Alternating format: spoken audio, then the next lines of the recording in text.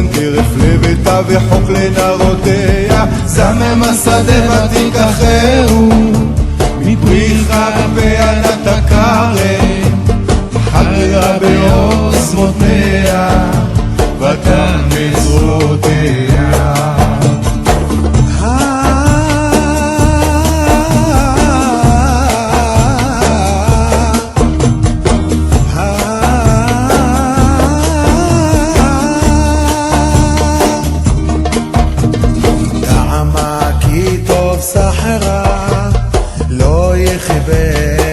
בלילה נרה ידיה שילחה בקישו וחפיה תמחוף עליך כפה פרסליאני וידיה שילחה ליבול הותירה לבית המשלג ככל ביתה לבושני מרבדים עשתה לה שיש בה כמן לבושה נורדה בשער עם בעלה בשבטו היא מזיגני ארץ סלבית נסתה בתינקו וחבו נתנה לכנעני עוזר וידה לבושה ותשחק ליום אחרון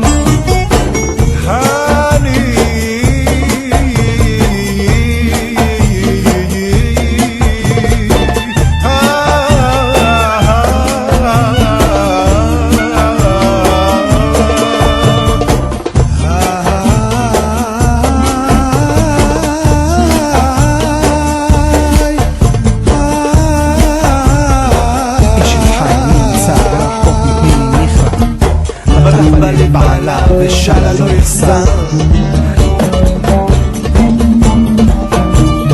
היא פתחה בחוכמה בתורת חסד על לשונה סופיה הליכות ביתה ולחם עצלות לא דוחה כמובניה וישרוה בעלה ויהללה רבות בנות עשו חיים ואת עלית על כולנה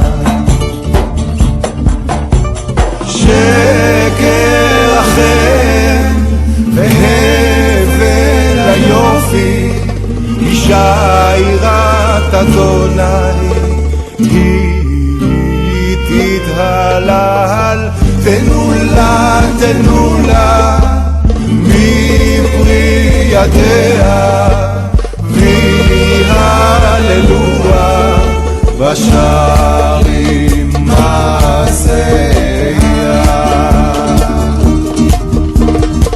אשת חיל נמצא ורחוק מפני מכלל בטח בלב בעלה ושאלה לא יחסר מלאה ותדרה בימי חייה לבשה צלרות אשתי בדס וחפץ כפיה הייתה כאוניות סוחר ממרחק תביא לחמה בקעה מאוד לילה וביתה רחוק מהעובדיה זרמה שדה ותיקחהו מפרי כפיה נעברה כרם חגרה בעוד מפניה בתיה מזרותיה טעמה כי טוב שכרה לא יכתה בלילה נראה ידיה שילחה בקישור וכפיה תם בורברת כפה פרסה לעני וידיה שילחה לעליון. Boker Tov, Shalom à tous et à toutes, tous nos amis qui sont debout, qui ne sont pas encore couchés, ça dépend. La prochaine, donc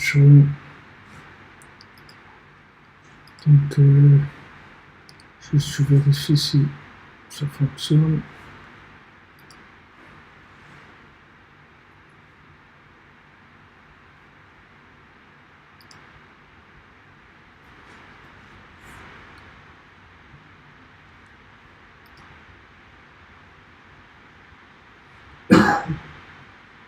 C'est bon, il y a du son, il y a ce qu'il faut. On redémarre là, il y a toujours des surprises dans la technique.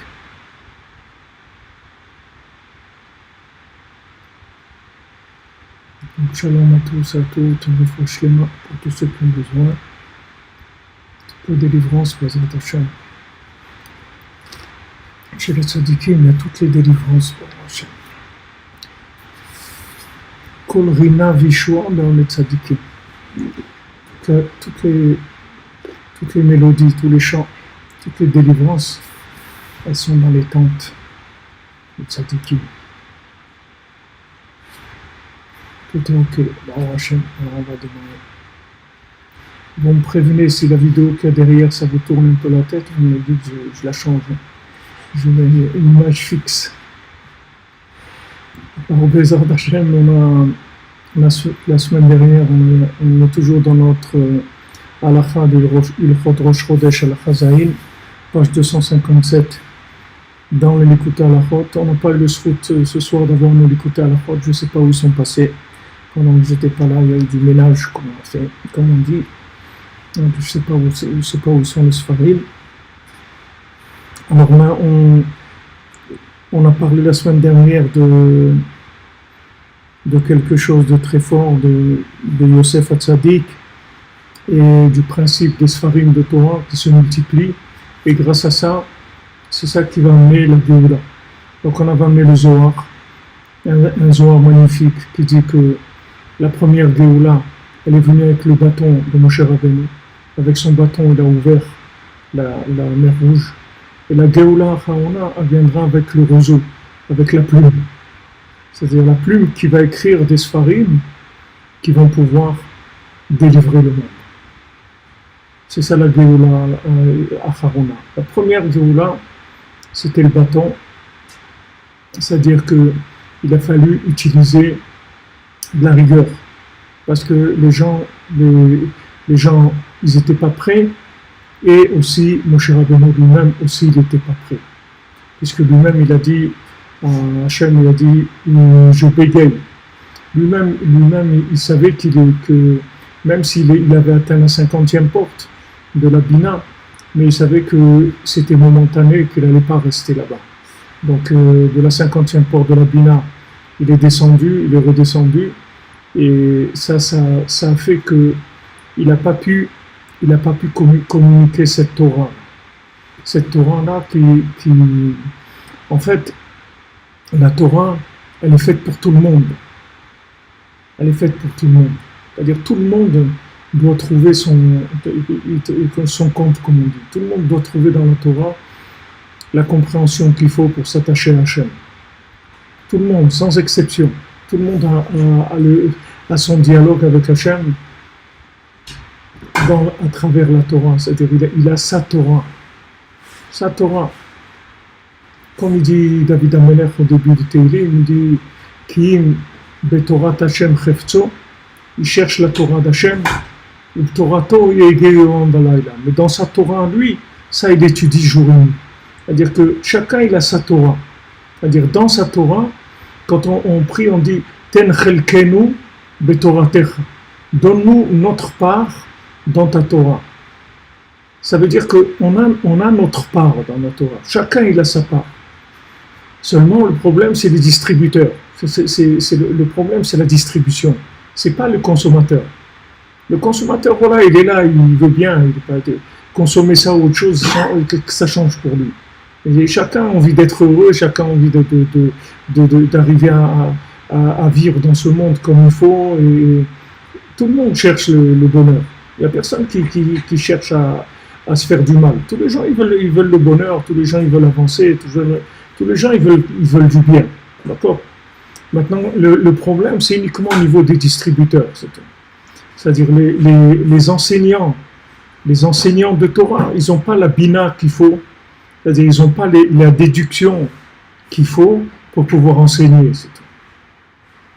C'est-à-dire quand ils enseignent, c'est un langage de sourd et qui vient d'un langage de muet en fait. C'est un langage de muet qui donne un langage de sourd. Parce qu'on ne peut pas entendre quelque chose qui ne nous parle pas. Rabbeinu dit dans l'Écoute Moran que si maintenant une parole elle n'est pas reçue, elle n'est pas comprise, elle n'a pas été acceptée, alors ça ne s'appelle pas une parole. En dibour bli nishma kolam. J'ai écouté. Il n'y a pas de parole si on n'a pas entendu. C'est-à-dire, si quelqu'un il reçoit pas la parole, c'est-à-dire comme une parole où il a identifié la vérité, et il s'est identifié, lui, à cette vérité, ça veut dire que c'est pas une parole. C'est autre chose, mais c'est pas le domaine de la parole. La parole, elle doit pouvoir arriver à chacun pour le connecter à Hachem. Peu importe qui il est, peu importe ce qu'il a fait, comme bien, comme mal, peu importe son origine, peu importe s'il est juif, s'il n'est pas juif, ça n'a aucune importance. La Torah, elle doit arriver à chacun et parler à chacun. Maintenant, Moshe Rabbeinu, au moment où il y a eu la sortie d'Égypte, comme c'était toute une affaire qui était un peu forcée, parce que c'était un moment un peu de précipitation, puisqu'on était en danger en Égypte, qu'on n'a pas pu rester 400 ans, qu'on est sorti, etc.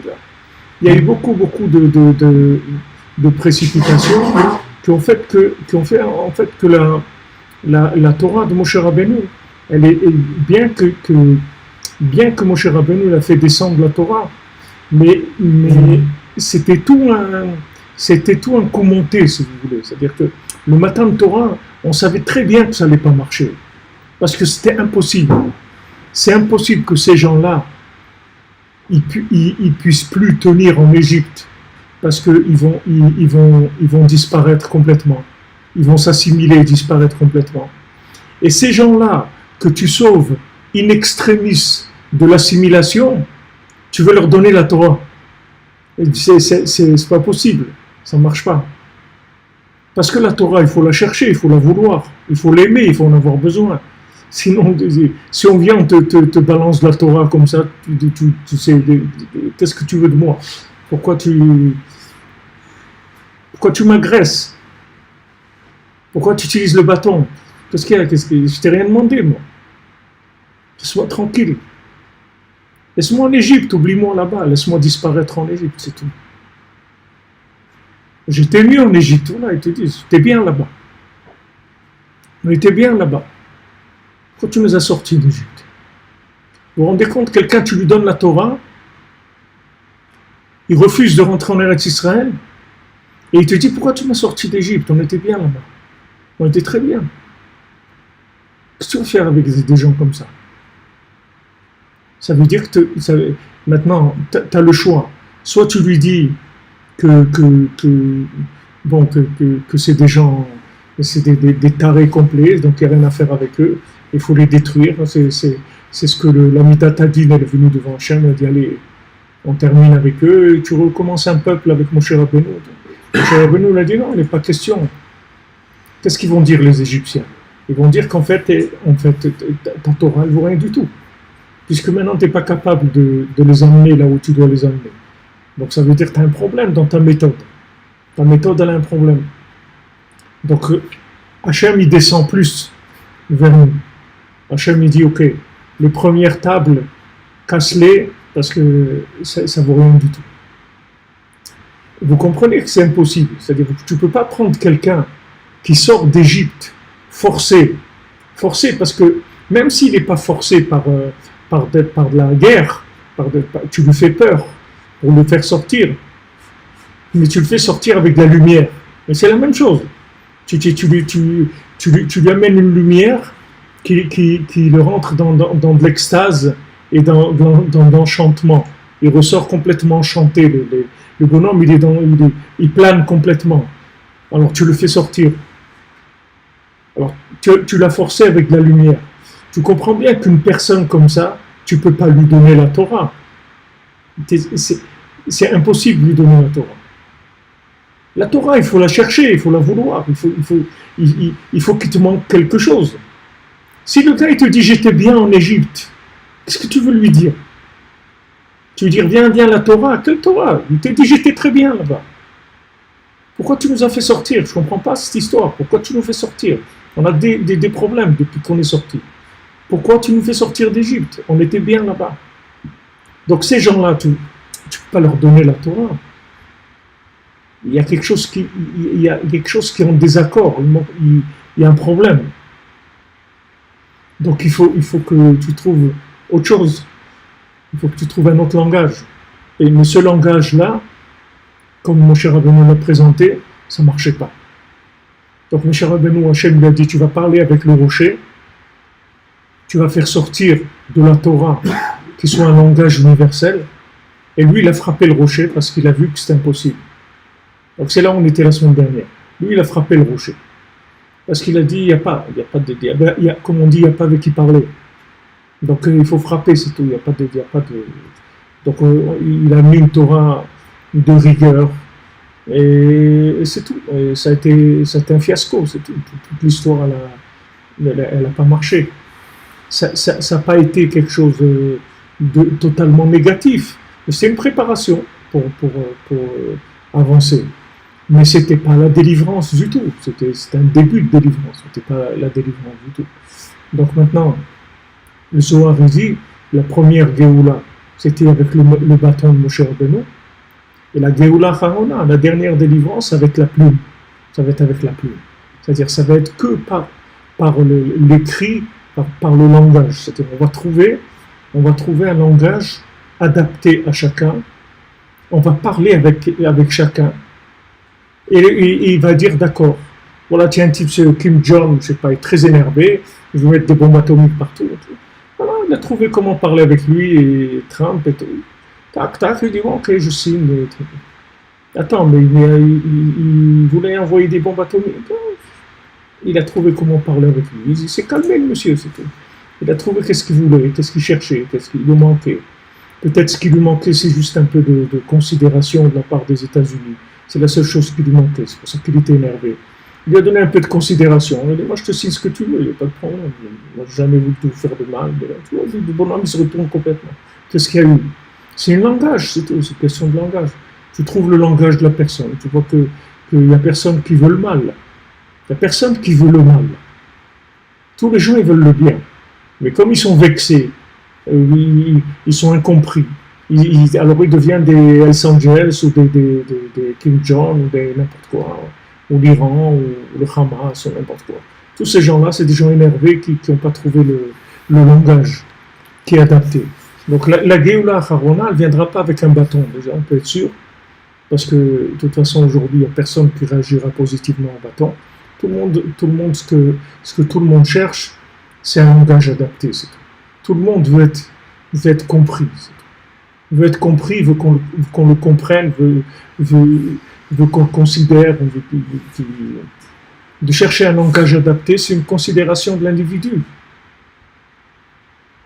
Que tu balances sur quelqu'un une connaissance muette, c'est-à-dire tu lui balances quelque chose, tu lui dis allez débrouille-toi, vas-y, voilà la connaissance, elle est là, vas-y débrouille-toi.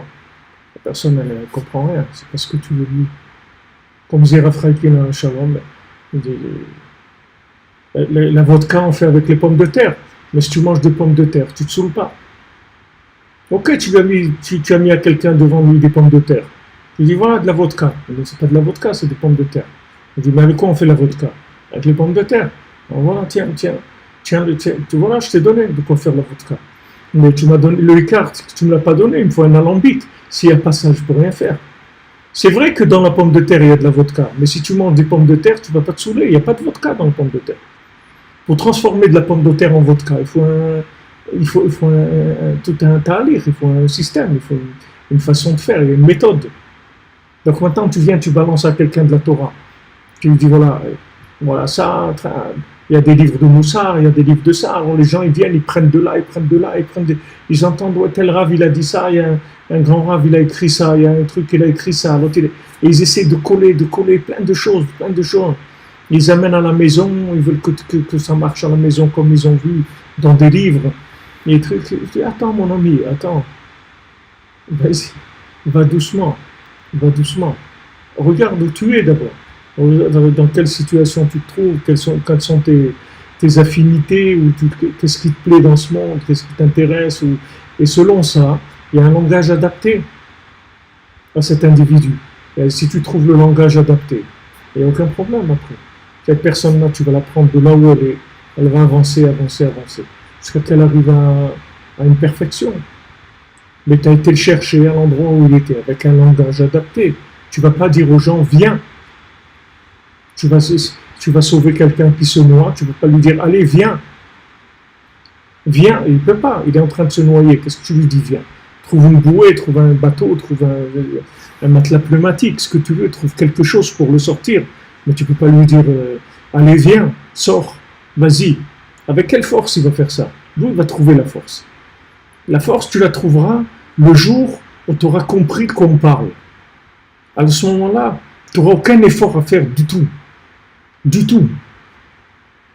Le jour où tu comprends, tu intègres la connaissance, tu n'as pas besoin de faire d'effort du tout. L'effort, c'est pour combler la différence qu'il y a entre la connaissance et la capacité à la vivre. C'est là où tu as besoin des efforts. Mais quelqu'un qui a compris, il n'y a pas d'effort. C'est la vie, c'est tout. Alors tu dis à quelqu'un, mais comment tu fais pour faire tout ça? Mais il ne fait rien du tout, il vit, c'est tout. Il vit. Il vit la Torah, c'est tout. Il vit avec Hachem. Quand tu dis à quelqu'un, fais de beau des doutes, il dit, je ne peux pas. Comment tu ne peux pas? Il dit, je ne peux pas. C'est-à-dire, tu ne peux pas. Tu ne peux pas parler avec Hachem un quart d'heure, 20 minutes, je n'arrive pas. Mais si quelqu'un n'arrive pas avec Hachem, à parler avec Hachem, c'est qu'il y a des milliards d'années-lumière de quoi que ce soit de spirituel. S'il n'arrive pas à parler avec son créateur, celui qui l'a créé, ça veut dire le bonhomme il vit dans un monde de fantasme total, il est dans un autre monde. La Gemara te dit, Alva, que tu pries toute la journée, tu parles avec Hachem toute la journée. C'est ça le but de l'homme, d'arriver à parler avec Hachem toute la journée. De t'habituer à vivre en connexion avec Hachem. Et les gens ne sont pas connectés, alors ils doivent faire des efforts énormes. Ils doivent faire des efforts énormes. Si tu n'utilises pas les moyens qui ont été mis à ta disposition, tu vas faire des efforts énormes pour vivre dans ce monde. Pour tout. Pour tout. Parce que tous les éléments de ce monde, ils sont liés les uns aux autres. Si maintenant tu trouves le lien qui est entre les éléments, tous les éléments ils te servent. Tous les éléments ils sont à ton service. Toute la nature elle est à ton service.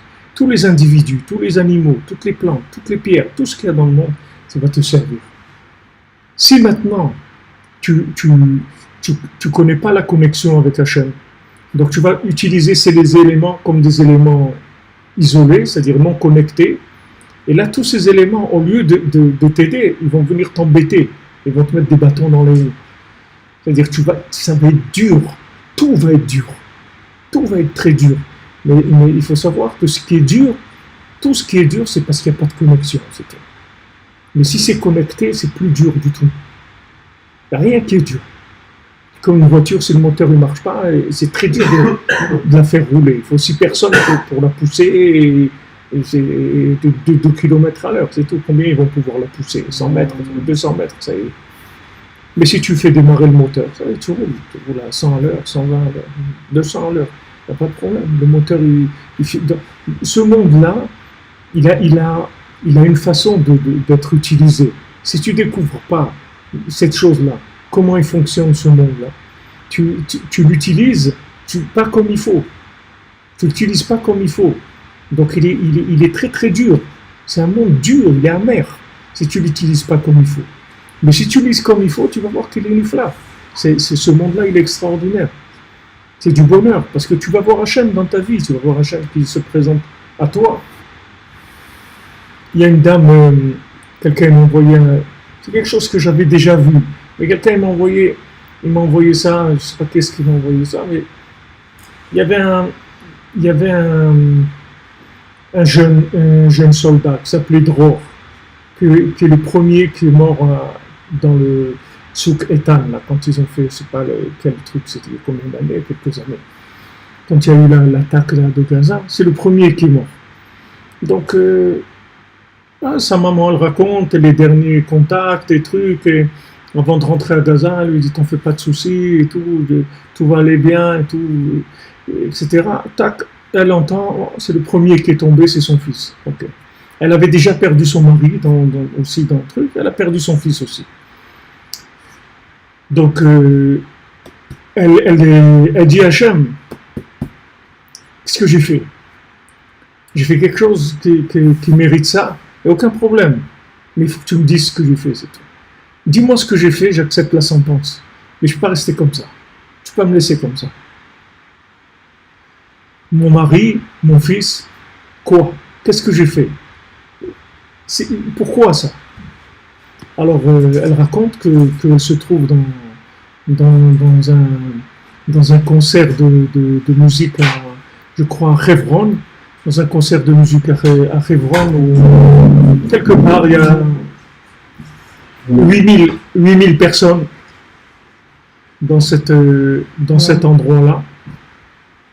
Et je ne sais pas si c'est au début du concert, à la fin du concert, on ne me rappelle pas l'histoire exactement. Mais il y a un moment où il y a un petit enfant qui vient à côté d'elle. Alors elle commence à parler avec lui, elle lui dit tu veux qu'on soit amis tous les deux, tout ça, et elle commence à discuter avec lui. À un moment, il y a le père de ce petit garçon qui l'appelle, il lui dit viens un tel, et viens avec Dror, on s'en va. Alors elle entend le nom de son fils, le même prénom que son fils, ça lui fait quelque chose. Donc elle vient parler avec ce monsieur-là, et elle discute, elle dit qu'il s'appelle Dror, il avait un petit bébé dans ses bras, elle dit ouais, il s'appelle Dror, et il dit c'est un beau prénom, comment vous avez donné ce prénom, etc. Alors il dit regarde, je vais te raconter quelque chose que j'ai jamais raconté à personne, mais maintenant c'est pas la situation, elle veut que je te le raconter. Il dit voilà, ce bébé-là, normalement quand il était dans le ventre de ma femme, d'après toutes les analyses et tout, il devait être complètement handicapé, c'est-à-dire il a des problèmes partout, c'est-à-dire ils leur ont déconseillé de le garder. Et ils l'ont gardé quand même. Et il est né, cet enfant-là, il est né, Baruch Hashem, parfait, il n'avait aucun problème du tout quand il est né. Et il est né juste quand il y a eu ce truc de Tsoketan, là, où il y a ce garçon Dror qui a été tué. Et donc ils ont décidé de l'appeler Dror, le petit bébé. Alors quand elle a entendu ça, elle a eu sa réponse. C'est-à-dire, elle a dit, ici il y a 8000 personnes qui sont là, dans ce concert-là. Pour que moi je tombe sur cette famille qui a donné qui ont donné à leur fils le prénom de mon fils qui a été assassiné, c'est-à-dire j'ai ma réponse. C'est-à-dire qu'en fait, ce garçon-là, mon fils, il est parti, c'était la préparation de la suite de ce garçon-là. Mais c'est-à-dire elle a été tranquille. Elle a eu sa réponse. C'est-à-dire que si on demande à Hachem, si on s'habitue de vivre en contact avec Hachem, Hachem il te répond. Hachem il te dit ce qui se passe. Même s'il ne va pas t'expliquer tous les détails des Neshamot, comment ça fonctionne, les Neshamot, quel lien il y a entre celui-là et l'autre, mais tu vas voir que tu vas te rendre compte que c'est pas n'importe quoi, qu'il ne se passe pas n'importe quoi, que tout est lié. Il y a un lien entre les choses, entre les individus, entre les situations, entre tout, il y a un lien. Et donc, ce lien-là, si tu veux, ça te donne la réponse à tout. Quand tu sais que c'est un lien, quand tu vois une chaîne de fabrication, tu vois qu'est-ce qu'il y a au début, tu vois qu'est-ce qu'il y a à la fin, et tu vois tout ce qui est amené à cette chose-là. Alors voilà, tu comprends qu'au début, il y avait eu pomme de terre, et après il y avait de la vodka. Maintenant, entre ça et ça, il s'est passé des choses. Et on a obtenu une bouteille de vodka avec 5 kilos de pommes de terre. Et il s'est passé des choses entre ça et ça. C'est-à-dire il y a une transformation, il y a eu des choses qui... Alors ça, c'est le principe de base de la Torah Kedosha. C'est-à-dire que si maintenant tu ne sens pas un lien personnel avec la Torah, tu ne peux pas vivre la Torah. C'est impossible. Tu vas faire des efforts énormes pour essayer de t'adapter, mais tu ne vas pas y arriver parce que tu vas t'épuiser. Alors que si maintenant tu cherches le lien, tu ne vas pas t'épuiser du tout, tu ne vas pas te fatiguer du tout. Parce que ça va être vivant, c'est quelque chose qui va te parler. Donc du moment où ça te parle, tu comprends, tu intègres et tu avances, il n'y a pas de problème. Il n'y a pas des choses qui vont venir te... Alors c'est pour ça que le Geoula Harona, elle se fait avec la plume. Donc c'est pour ça que Rabbeinu, il a dit Rabbi Nathan, écrit.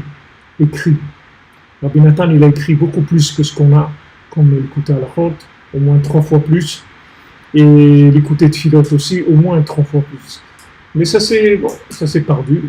Mais ce qui reste, bon, Hachem, il y a vraiment de quoi faire avec ce qui reste. Alors le principe, si vous voulez, c'est que ce qui a manqué en Égypte, c'est-à-dire le temps qui a manqué, c'est pas que le temps, c'est pas que de rester 400 ans, c'est que ces 400 ans, ça représente une maturité dans la compréhension. C'est-à-dire il y a 4 galouillotes, c'est-à-dire on vit dans ce monde 4 galouillotes et 4 exils. Maintenant, on est dans le dernier exil, mais on a vécu 4 exils. Tous ces 4 exils-là, ce sont des préparations à la compréhension. L'exil, c'est juste pour te faire prendre conscience que tu es paumé, c'est tout, dans ce monde. Tous les exils que tu as, chacun qui vit individuellement, pas que l'exil général, même l'exil individuel, c'est tout pour te montrer que tu es paumé. Tu es paumé dans ce monde. C'est-à-dire ici, si tu n'es pas sur la bonne route, tu n'as rien à faire ici. Il n'y a rien qui marche ici. C'est un monde qui ne vaut rien du tout. Vraiment, il ne vaut rien du tout. Si tu ne le prends pas comme il faut, il ne vaut absolument rien du tout, ce monde. Donc, si tu ressens ça, si tu ressens de la contradiction, si tu ressens un manque de vérité, tu rentres dans des milieux de philosophie, de littérature, de politique, de tout ce que tu veux. Et tu vas voir du mensonge. Tu vas voir du mensonge. Donc quand tu vas voir le mensonge, tu vas t'éloigner parce que tu te dis mais il n'y a pas un truc normal, il n'y a pas un truc qui marche ici. Tout est à l'envers, on ne peut pas trouver un truc normal. Ça roule, c'est-à-dire tu rentres et tu progresses, c'est tout. Non, tu rentres dans un truc, tu es tout feu, tu flammes, tu crois, ouais, voilà, il y a des valeurs humaines, il y a des valeurs sociales, on va défendre les pauvres, on va défendre les jeunes, on va faire pour les jeunes, on va faire pour les moins jeunes, on va faire pour cela, et après, boum, tu vois que c'est du mensonge. Après, tu tombes devant un mensonge énorme. Tu dis, mais c'est quoi cette histoire? Arrêtez.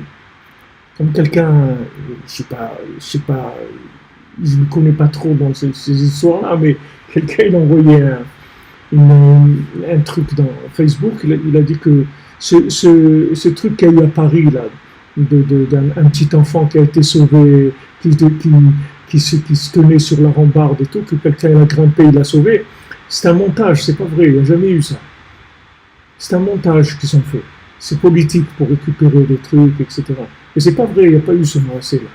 Et quand ils ont analysé la vidéo, ils ont grossi et tout, ils voient que l'enfant, il était attaché à un truc. Ah, c'est un film, donc c'est pas... Alors les gens, ils voient du mensonge. Ils en ont marre. Ils disent, attends, mais arrêtez, vous nous prenez pour qui? Arrêtez de vous moquer de nous.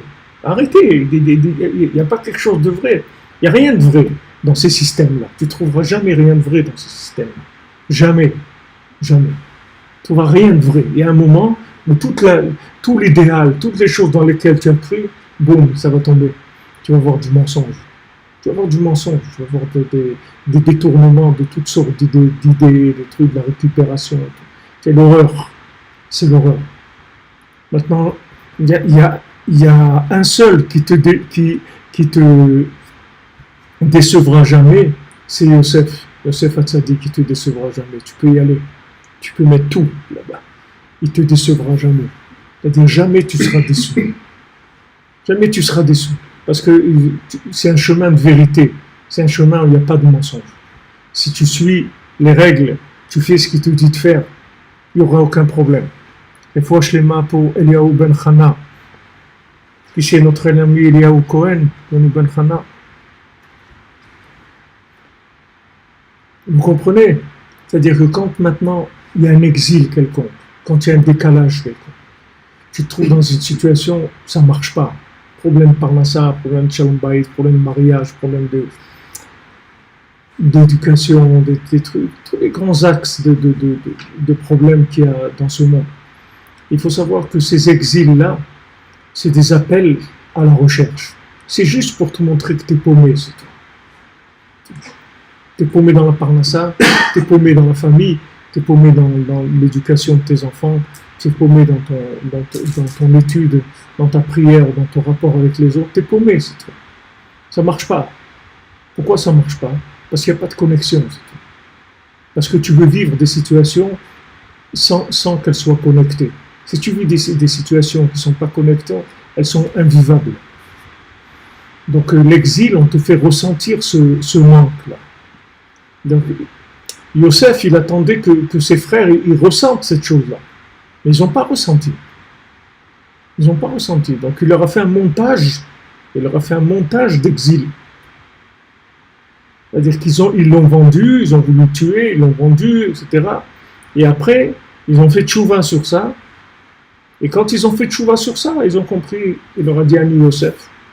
Ils se sont prosternés, ils ont dit, tu avais raison. Il dit, mais je vous l'ai dit avant. Avant, ils ne se sont pas rendus compte. Il n'y avait pas la recherche qu'il fallait. Donc Hachem, il a fait en sorte qu'il les a mis dans des situations qui étaient de l'exil, c'est-à-dire où ils ont ressenti une déstabilisation, de la souffrance, de tout ce que tu veux, l'incompréhension. Il leur remet les trucs dans leur sac, il prend Shimon, il prend Binyamin, il raconte toutes sortes de choses, il les rend fous, il fait des trucs où ils se sentent complètement perdus. Et en fait, toutes ces situations dans lesquelles ils sont perdus, c'est juste pour qu'ils se rendent compte qu'ils sont paumés. C'est tout.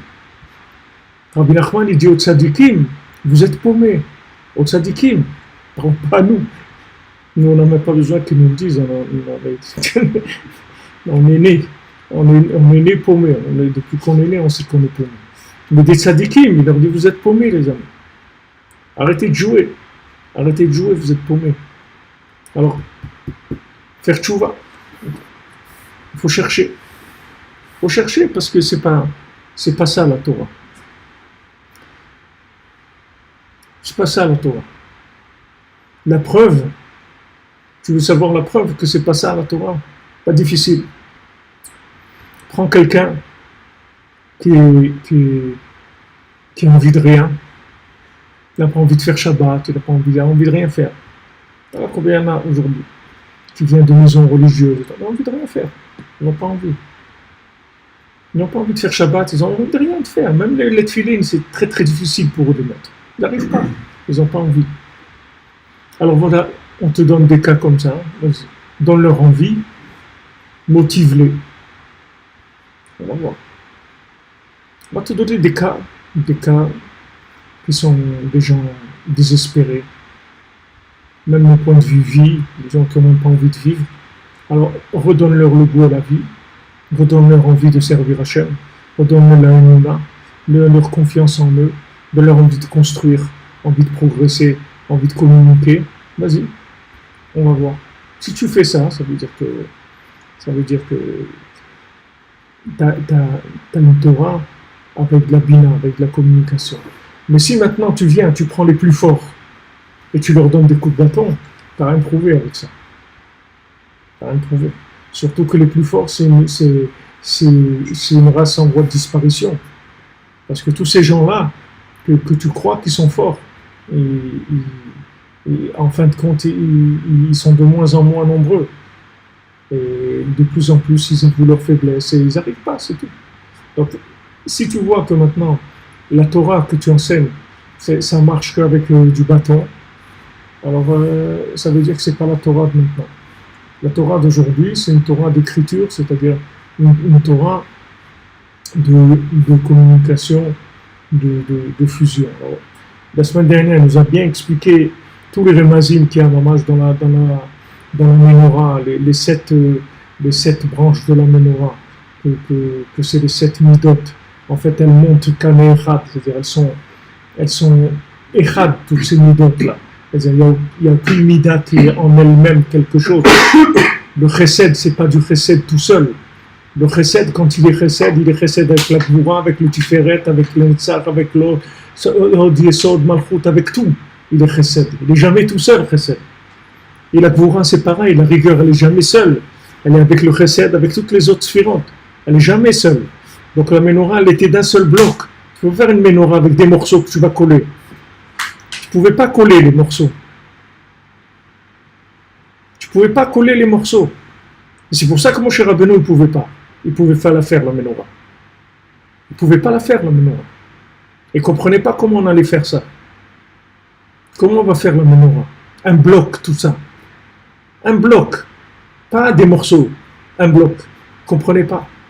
Et il y a tout un l'écouté à la route de Rabbi Nathan où il explique pourquoi il ne comprenait pas.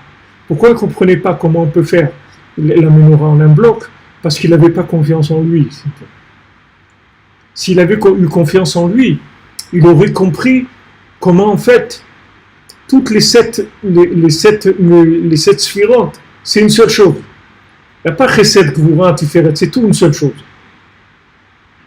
Mais comme il n'avait pas confiance en lui, il avait une très grande humilité, mais aussi il avait un manque de confiance en lui par rapport à, c'est-à-dire, il ne se sentait pas capable.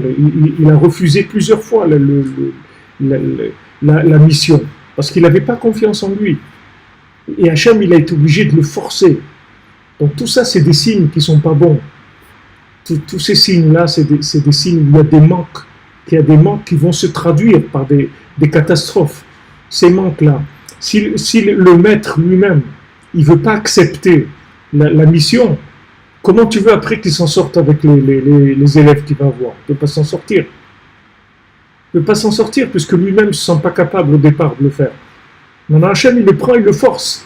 Une fois, 2 fois, 3 fois, je lui ai dit, écoute, sache que si tu ne les fais pas sortir, ils ne vont pas sortir d'Égypte. C'est toi ou ils ne sortent pas. Donc, ou tu t'occupes d'eux, il y a de la menace, il y a de la rigueur. Cette rigueur d'Hachem, elle se traduit dans la rigueur de Moshe Rabbeinu, c'est-à-dire un manque de méthode adaptée à la généralité. Il n'a pas un langage universel, il n'arrive pas.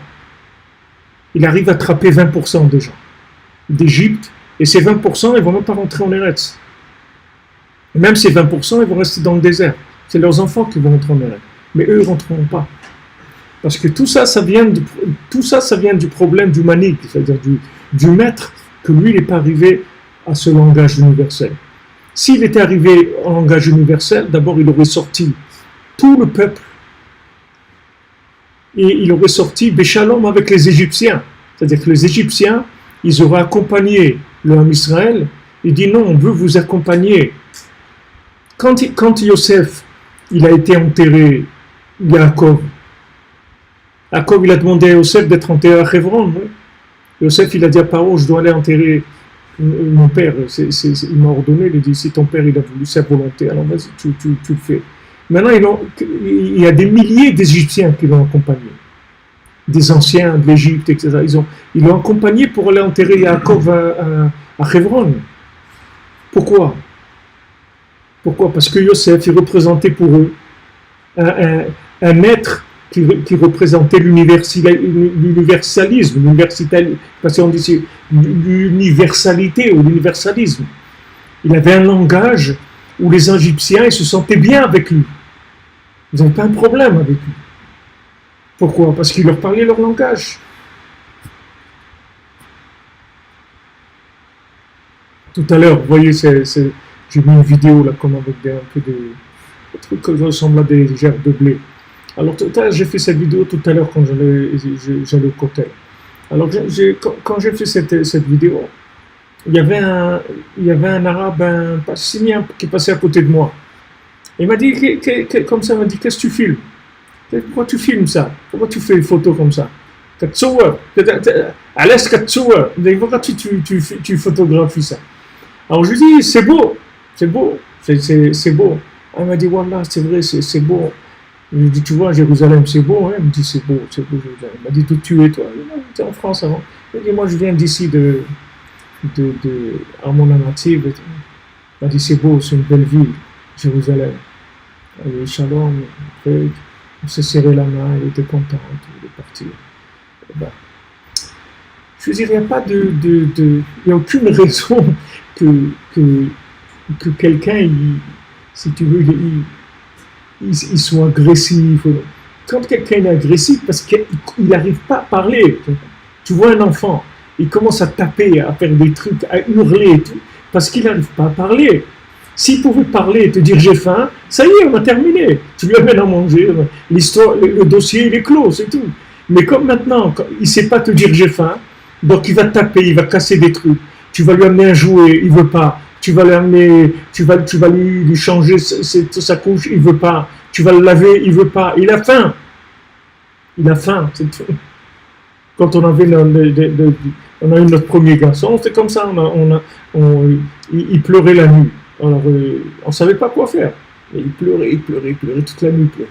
Alors, on a demandé à des gens qui avaient des enfants, il dit, mais est-ce que vous lui donnez un peu de la farine dans le lait et tout? Il dit, non, il donne du lait. Il dit, mais maintenant, il est grand, il faut lui mettre de la farine, sinon, ça ne le tient pas, il a pas. Et dès qu'on l'a mis dans la farine, ça y est, il dormait tranquille toute la nuit, il n'a pas plus de problème. Mais si tu ne sais pas, tu sais pas, lui, il crie. Toi, tu ne sais pas pourquoi il crie. Et tu comprends rien, tu n'as pas... C'est terrible. Donc, c'est qu'un problème de langage, c'est tout, c'est rien d'autre. Il n'y a rien d'autre. Les gens, ils ne connaissent pas le langage universel. Mais comme Yosef, il parlait toutes les langues, il parlait 70 langues. Donc, il savait parler le langage des gens. C'est pas qu'il parlait les langues, il savait traduire en espagnol, ou en italien, ou en chinois. C'est qu'il connaissait la sensibilité de chaque peuple. Il savait exactement qu'est-ce que les gens ils cherchaient, quelle était leur façon de c'est-à-dire comment tu peux les toucher, comment tu peux parler à leur cœur, à quoi ils sont sensibles, tu vois. Ça c'est le travail de Yosef. Donc ça c'est Goulan Harona. Le Harona avec le Kané, comme on a vu la semaine dernière, Begaluta Kadma, Bemate Dilar Bezar Yama, c'est-à-dire avec le premier exil, avec ton bâton, tu as ouvert la mer. Je ne sais pas où ils sont les Likuta la Chok Shimon, ils ont disparu d'ici. Tu sais où ils sont? Je ne sais pas. J'étais pas là, il y a eu, je sais pas ce qu'il y a. Les Sfarim ne sont plus là. Ils cherchaient partout, je ne sais pas. Ok. Et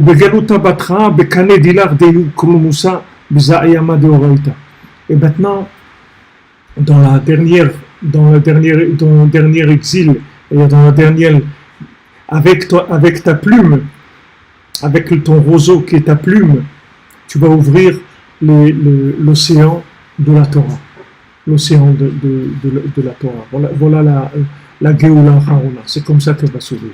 C'est-à-dire qu'on va écrire, expliquer, jusqu'à que ces explications elles arriveront absolument à tout le monde. Il n'y aura personne qui sera exclu. Alors il dit, Alken hayu shne chalomot, shem hachalom shel sheva parot, le chalom sheni shel sheva shibul. Il y a eu deux rêves. Il a d'abord rêvé Paro des 7 vaches et après des 7 gerbes de blé. Les ramez zashne chorbanot shehayu. Ça c'est pour faire allusion aux 2 destructions des 2 temples. Al-Yedid Gabrut Abilbulim Anal. À cause des Bilbulim en question, c'est-à-dire à cause du fait que la nourriture que les gens mangeaient, la connaissance que les gens y prenaient, elle n'était pas connectée.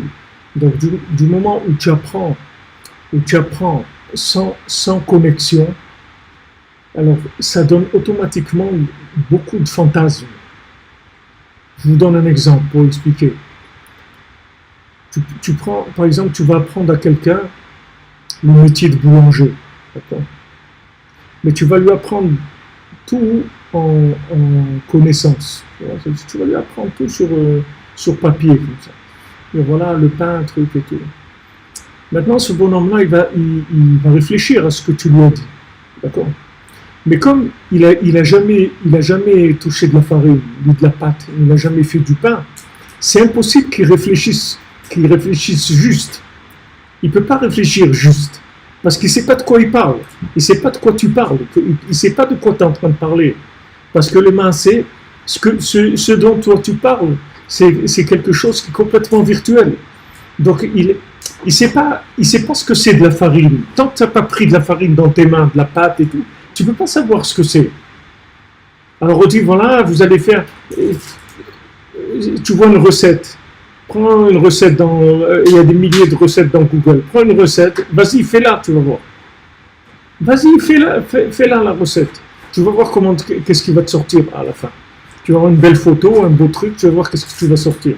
Tu vas voir qu'est-ce qu'il faut pour réussir une recette. C'est pas parce qu'on te dit, voilà, il y a ça, et ça, et ça, que tu vas réussir. Il y a un côté de métier dans la chose. Il y a un côté de sensibilité à la chose.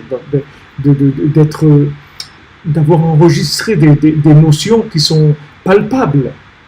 Sinon c'est sûr que tu vas te planter. Alors il te dit, regarde, pourquoi il y a eu la destruction des 2 temples? Parce qu'en fait, l'approche qu'il y avait d'Hachem, l'approche de la Torah, elle n'était pas claire.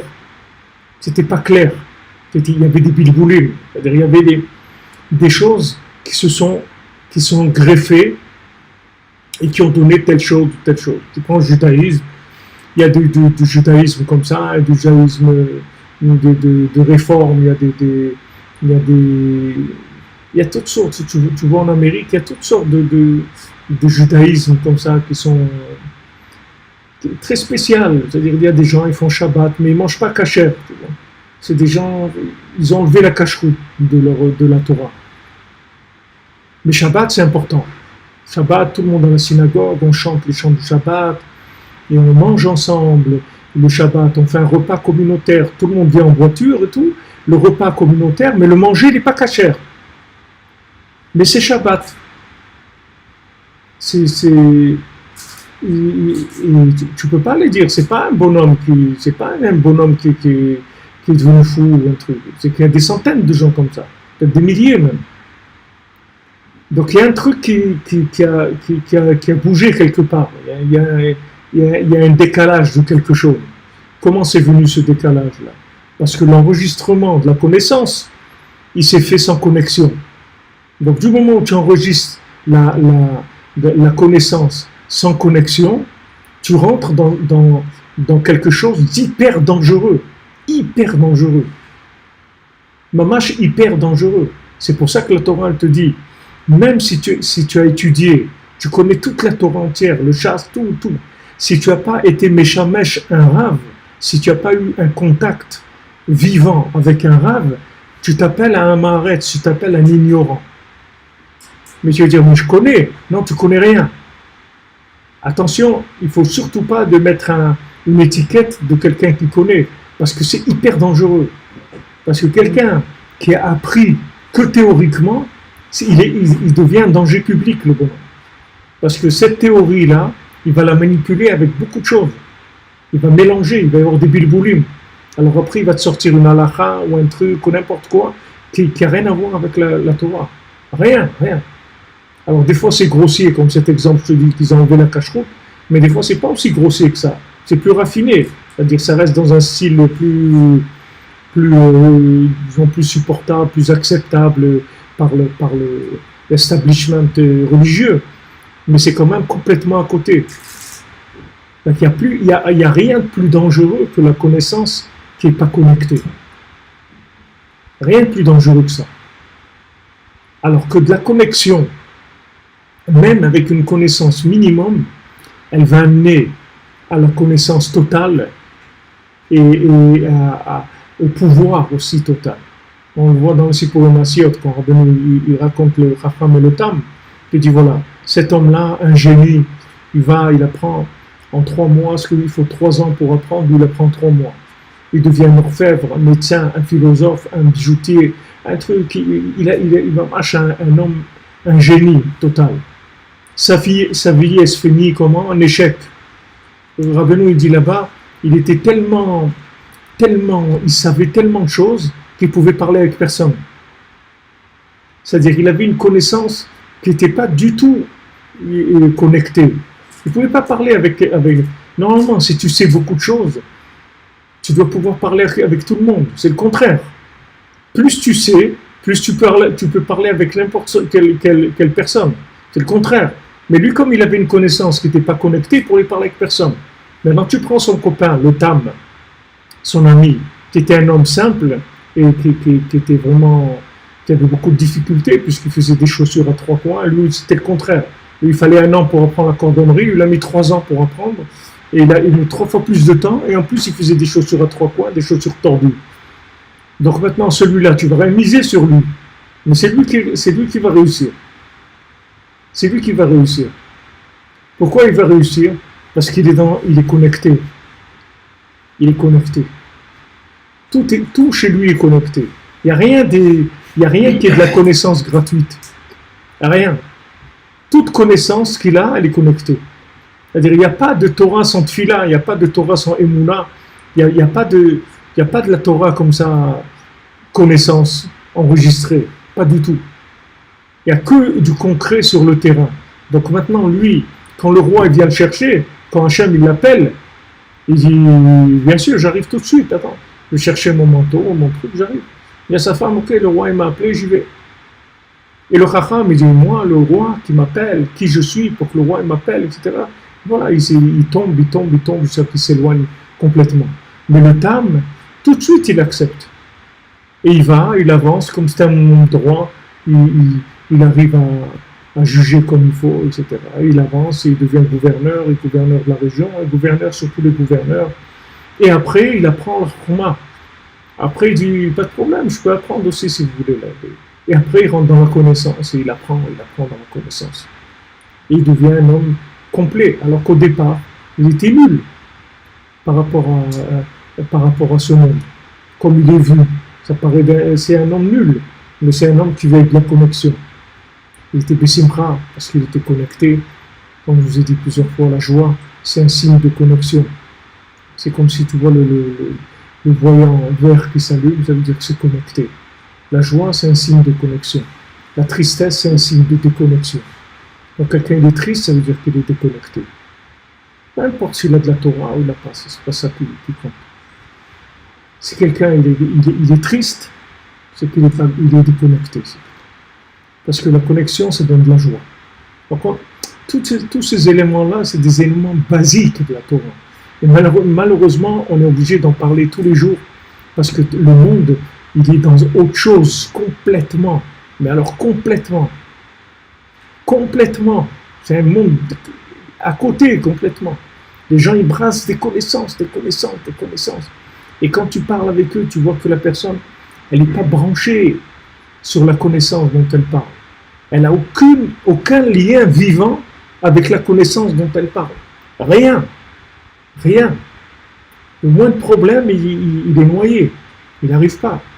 Parce qu'il n'y a pas de lien entre cette connaissance et Donc, cette connaissance, la connaissance non connectée, c'est hyper dangereux.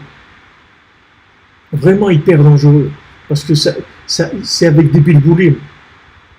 Regarde, le temple, tu vas voir plus que ça. La construction du Beth Amikdash avec des bilboulim, ça a donné la destruction.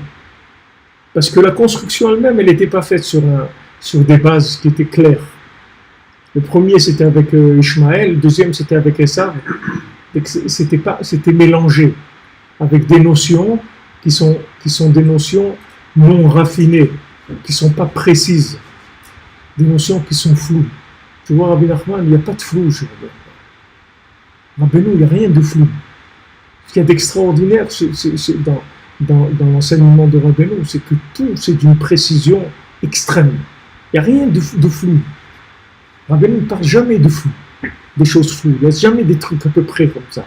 Rien, tout ce qu'il te dit, il te l'explique jusqu'au bout. C'est clair, c'est tranché, il n'y a aucun problème du tout. Mais quand c'est flou, alors il y a des mélanges qui rentrent. Des mélanges d'autres éléments qui n'ont rien à voir avec la réalité de cette Torah. Donc ça a donné la destruction du premier temple et la destruction du deuxième temple, comme il dit ici.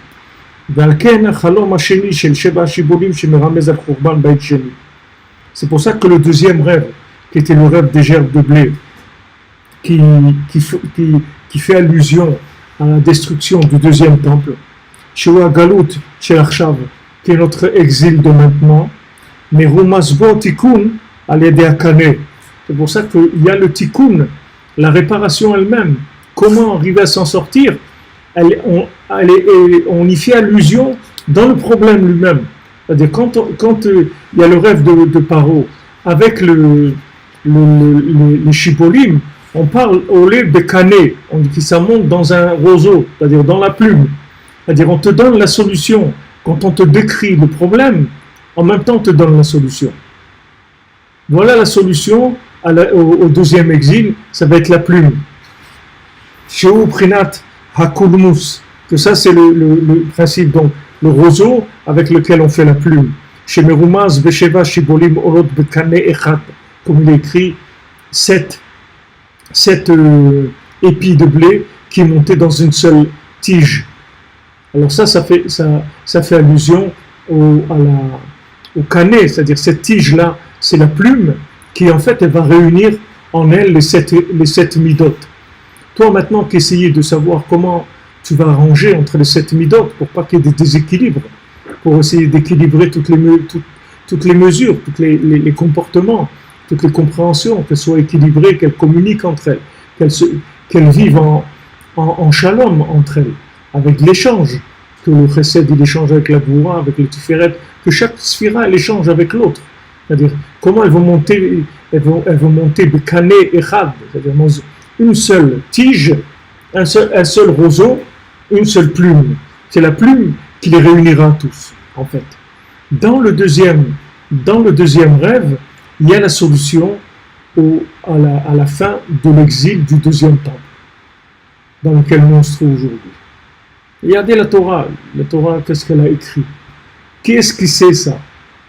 Qui est-ce qui voit ça? Les gens vont te dire, voilà, bon, okay, un rêve, pourquoi 2 rêves? Pourquoi ça et ça? Qu'est-ce qu'on a besoin? On dirait une répétition. Oh, qu'est-ce qu'il y a les vaches et les 7 années, et pourquoi aussi les épis de blé? Pourquoi les gerbes de blé? Qu'est-ce qu'il y a avec ça? Rajouter un autre exemple. Non, ça pas des exemples. Chaque chose, elle est précise et elle va très très loin. Seulement, il faut avoir le langage de la Bina. Alors à ce moment-là, tu vas trouver le lien qu'il y a entre la Torah et la réalité qu'on est en train de vivre. Alors il te dit, regarde, voilà la solution à cet exil-là. La solution de l'exil dans lequel on est, c'est l'écrit. C'est l'écrit qui va permettre d'adapter la Torah, les idées de la Torah, au langage de chacun.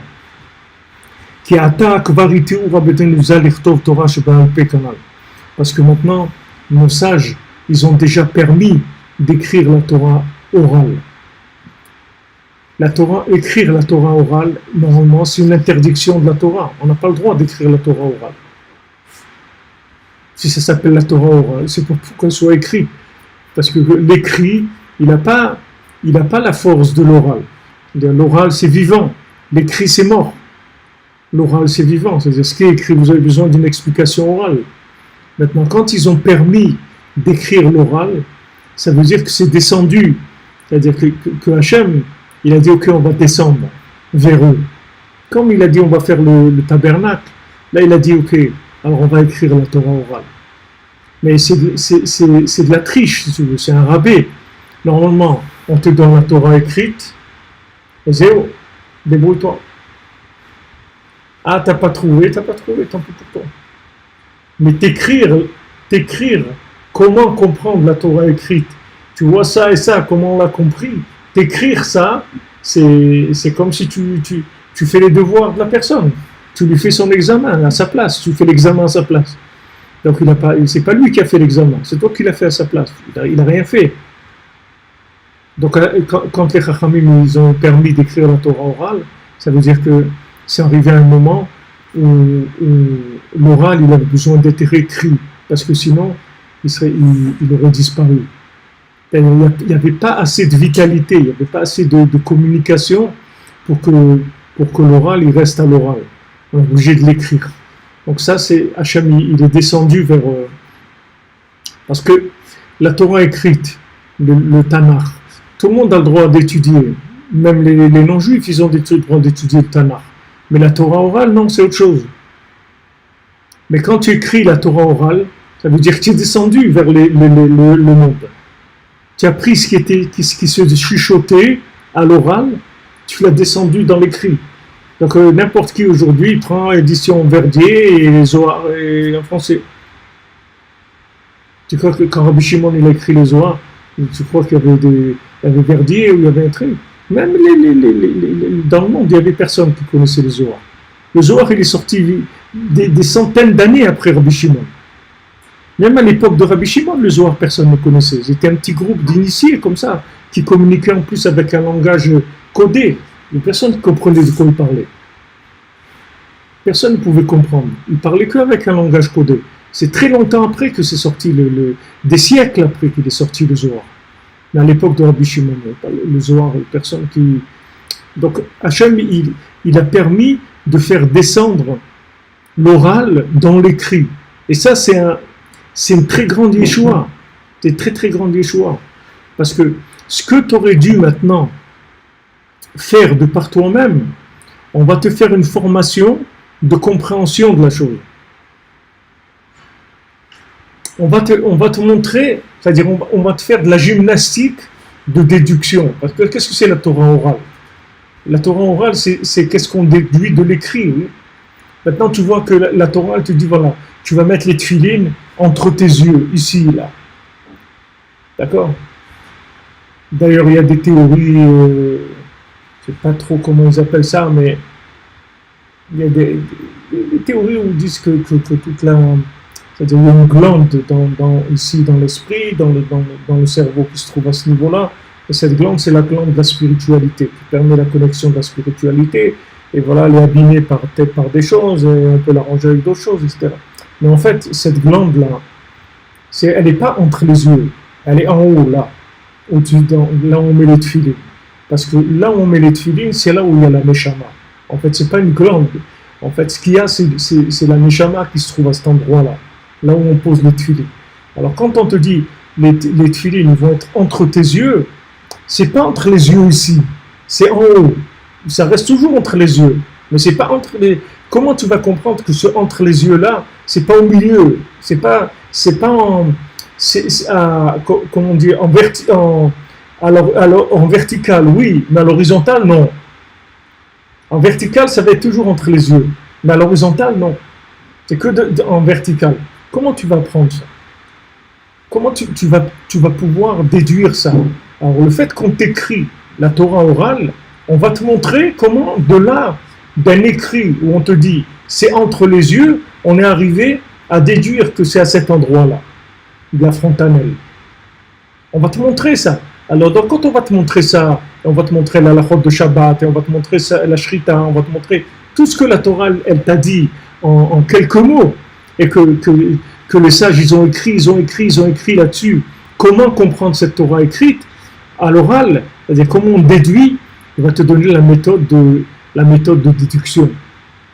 La méthode de déduction. Donc ça c'est un grand chesed. C'est un grand chesed. Alors ça, si tu veux, dans le monde de la halakha, c'est comme ça.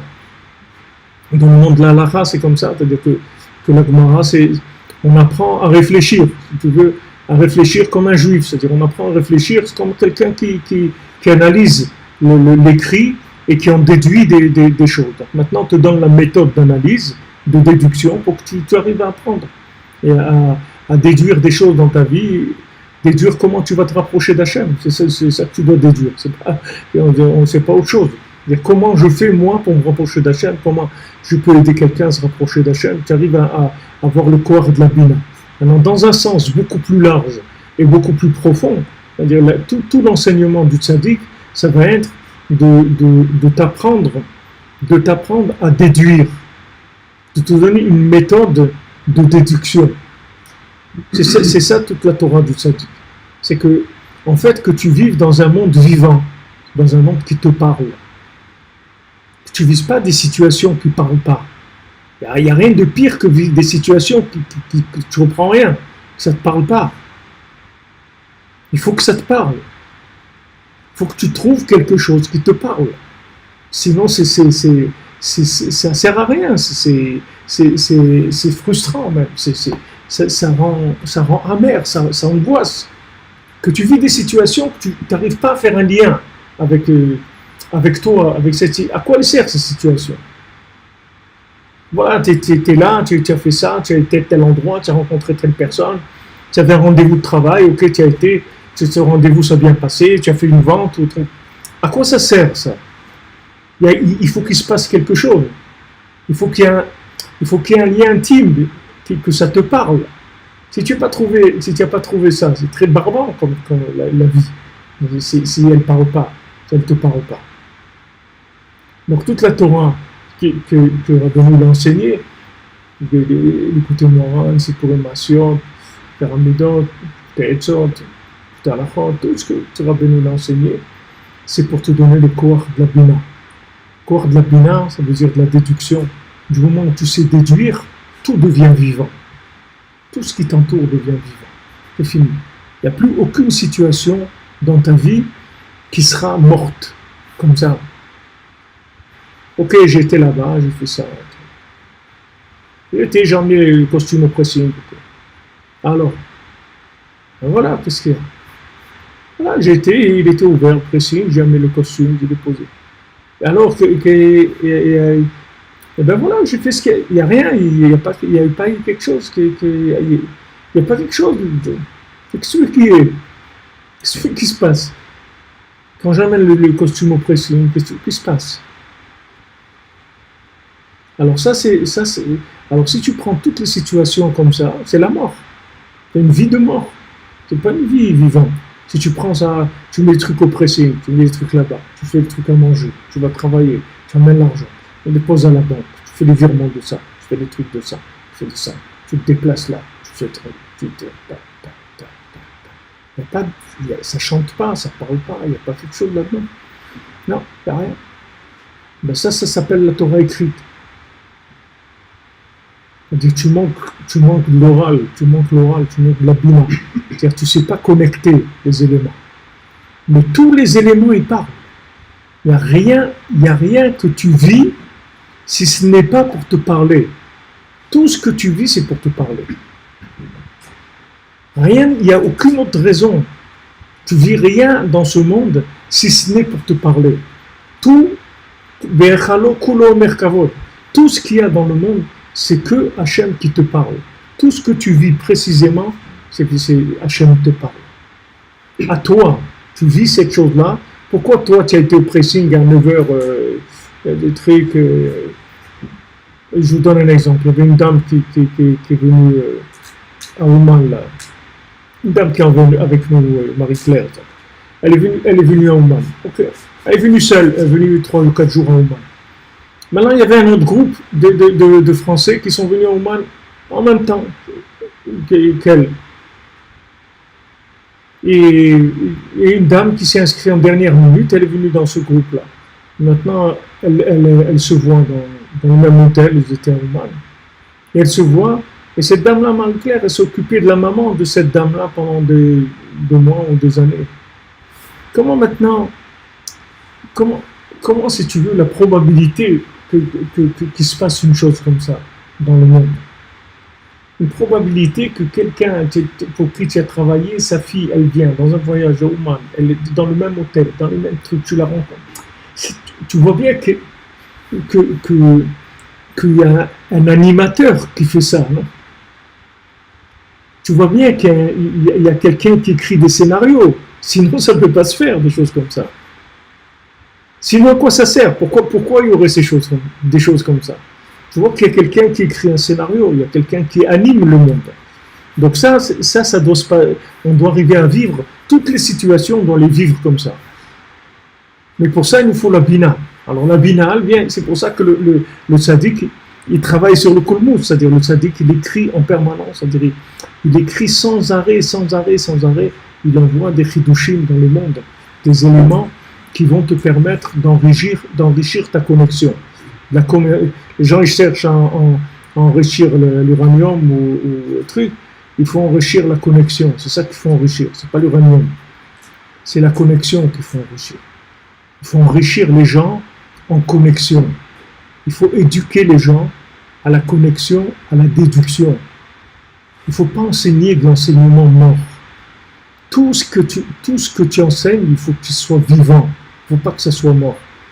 Tu vois Shlomo, pourquoi Shlomo, c'est l'homme le plus, on dit l'homme le plus sage qui a eu la plus grande connaissance du monde, parce qu'il a donné des exemples. Shlomo, ça veut dire shalom. Il y a le mot shalom. Il y a le mot shalem aussi. Il y a le mot shalom qui veut dire la paix. Il y a le mot shalem qui veut dire parfait. Et il y a le mot machal. Ça veut dire, Shlomo, c'est machal, c'est-à-dire l'exemple. Parce que tout ça, c'est la même chose. Le shalom, la paix, c'est la perfection et c'est l'exemple. Ces trois choses, c'est la même chose. C'est-à-dire, si tu as l'exemple adapté, ça veut dire que tu as la connaissance shalem, tu as la connaissance parfaite. Et si tu veux savoir si tu as la connaissance parfaite et l'exemple qui correspond à cette connaissance, tu vas voir s'il y a le shalom. S'il n'y a pas le shalom, mon ami, ça veut dire quelque part, tu as raté ton truc là. Tu as mis un boulon quelque part pour tenir la chose, tu l'as un petit peu... Tu l'as un peu limé ou il te manque des trucs. Tu vois, comme quelqu'un il démonte la machine à laver, il la remonte, il lui reste quelques boulons, il dit bon, c'est pas grave. C'est très grave s'il te reste des boulons quand tu parce que la machine à laver elle risque de pas marcher, il risque d'avoir des problèmes. Alors la shlemut, c'est ça. La shlemut, c'est que la connaissance, tu puisses la traduire tout de suite en image vécue à la personne. Pourquoi ? Parce que quand tu vas lui donner une image, tout de suite il va se connecter. L'image, elle sert à la connexion. Pourquoi quand quelqu'un il voit un film, il sort, il est tellement pris, ou même quand il regarde le film, il peut pleurer, avoir des émotions, avoir plein de trucs et tout, parce que l'image, comme ils disent, une image, ça vaut plus que des discours, 1000 discours ou 100 discours ou 10 discours, je sais pas, des paroles. Parce que l'image, c'est quelque chose qui crée une identification. Quand tu vois un film, le gars qui fait le film, il va te pousser à t'identifier au bonhomme qui est l'acteur principal, qui est le truc, et tu vas t'identifier à lui, tu vas vouloir qu'il réussisse, tu vas vouloir qu'il se sauve de prison, tu vas vouloir qu'il sauve sa femme de là où elle est, ou qu'il réussisse à trouver le trésor. Tu vas être avec lui, tu vas t'identifier à lui, tu vois. Alors, l'exemple dans la Torah, c'est la même chose. C'est-à-dire que pourquoi Shlomo HaMelech, il a écrit des milliers, et même ce qu'on a le Sefer Mishlei, tout ce qu'on a de Kohelet, tout ce qu'on a chez Rachirim, tout ce qu'on a de Shlomo HaMelech, c'est même pas le centième de ce qu'il a écrit. Parce que sur chacun des exemples qu'il donne, Shlomo HaMelech, il avait des milliers d'exemples sur cet exemple-là. Des milliers. À quoi ça sert, des milliers ? Tu vas dire quoi, qu'on est en train de collectionner des exemples ? Pas du tout. Ces exemples, c'est parce qu'on a besoin de trouver comment communiquer la connaissance à telle personne pour qu'elle s'identifie à cette connaissance. Tandis que si on lui donne la connaissance à l'état brut, à l'état écrit, ce bonhomme-là, il ne peut rien faire parce qu'il n'arrive pas à s'identifier. Et si tu lui donnes un exemple qui n'est pas l'exemple adapté à lui, il ne va pas pouvoir trouver la déduction de cet exemple. Il ne va pas s'identifier à cet exemple. Donc pourquoi maintenant le tzaddik il écrit sans arrêt ? Parce qu'il a mis sans arrêt des images de la chokhma, de manière à ce que tu t'identifies à ça. Tu dis, waouh, ça c'est mon truc. Ça c'est mon truc. Voilà, ça j'ai trouvé, c'est mon truc, ça me plaît, j'ai fait un truc. Et là, tu n'as pas besoin de faire des efforts. Là, tu commences à vivre, à être heureux, c'est du bonheur. Il n'y a pas de bâton là-dedans. Donc le Kulmous, c'est à ça qui va servir. C'est pour ça que ce qu'ici dit Rabbi Nathan, ce sont des paroles qui sont extrêmement importantes, qui dit que Rabbi Tenuzal, ils tirent l'Ichtov et la Torah chez Baal Peh, c'est-à-dire que nos sages, ils ont permis d'écrire la Torah orale. Ça, c'est un très grand recette d'Hachem. qu'on t'apprend à déduire. C'est la chose la plus, c'est la chose la plus élevée, le plus grand niveau de connaissance, c'est-à-dire de méthode de traitement de la connaissance qui existe au monde, c'est ça, c'est la bina. Il n'y a pas plus grand que ça. Parce que si tu apprends à quelqu'un la bina, de n'importe où, il va te sortir de la connexion. De n'importe où. Il n'a pas besoin de voir beaucoup d'éléments. Pas besoin. La Gemara, on est d'accord, c'est le début de sur Terre, c'est on rend compte quand on est au coup dans la Gemara. Bien sûr. Non, non, mais c'est... D'abord, il faut que tu saches que la Gemara, c'est que des schémotes d'Hachem. Toute la Gemara, c'est des noms d'Hachem, des tsiroufim, des noms de Shem Abaya. Et la Gemara, c'est que du roi HaKodesh, c'est que du souffle divin. Et la Gemara, c'est pas des textes qu'ils ont écrits comme ça. C'est tout du souffle divin. Mais la Gemara, elle t'apprend, elle te forge, si tu veux, l'esprit. D'abord, elle a un côté où dit la Rizal, elle te nettoie de ces bilboulim-là dont on parle ici, c'est-à-dire des bilboulim des fausses façons de raisonner. Il y a des gens, tu vois, par exemple, tu vas parler avec des gens sur un sujet. Donc, quand maintenant la personne, dans le raisonnement, elle a de l'émotionnel, tu ne peux pas parler avec lui. Parce que quand tu vas essayer de rentrer dans l'analytique, il va te sortir de l'émotionnel. Et tu vas rentrer en conflit. Mais c'est impossible, mais tu racontes. Mais c'est horrible ce que tu dis. Tu te rends compte ce que tu dis. Mais c'est de l'horreur. C'est horrible ce que tu dis. Mais tu n'es pas en train de dire un truc horrible, tu es en train de parler de quelque chose de technique. Mais lui, il a mis le cœur là-bas. Donc maintenant, tu ne peux pas parler avec lui. Donc tu vas discuter avec lui. Mais si maintenant, tu trouves un exemple, dans l'exemple, il y a le cœur et la tête. Il y a les deux. Et avec ça, tu as fait le shalom. Tu l'as calmé. Donc la Gemara, c'est pour ça que la Gemara, quand elle fait des Agadot, quand la Gemara raconte des trucs, c'est le plus haut de toute la Gemara, c'est ça. C'est quand elle raconte. Quand tu prends comment ça s'appelle, un Yaakov, c'est-à-dire que c'est le plus haut de toute la Gemara. Parce que quand la Gemara elle commence à raconter une histoire, il faut te méfier, parce que ce n'est pas une histoire du tout. Tu comprends? C'est une histoire que maintenant on veut t'expliquer des choses qui sont tellement élevées qu'on va te les expliquer avec une histoire. On ne va pas te les expliquer avec du raisonnement technique, parce que c'est trop élevé. Si on va te l'expliquer avec des raisonnements techniques, tu vas te perdre. Donc on va te raconter une histoire. Mais cette histoire-là, c'est un puits de connaissances, un puits de déduction. Et si tu as bien compris cette histoire-là, tu seras capable de trancher des halakhot dans ta vie par rapport à cette histoire-là. Parce que le but, c'est ce qu'on est en train de parler ici. Le but, c'est quoi? C'est le conseil de trouver le comment vivre, comment faire ça, comment m'arranger dans ma vie, comment arranger mes yeux, ma bouche, mes oreilles, ma parnassa, mon shalom baït, mes enfants, où je vais habiter. Tout. C'est le conseil que j'ai besoin, d'accord? Le conseil, pour trouver le vrai conseil.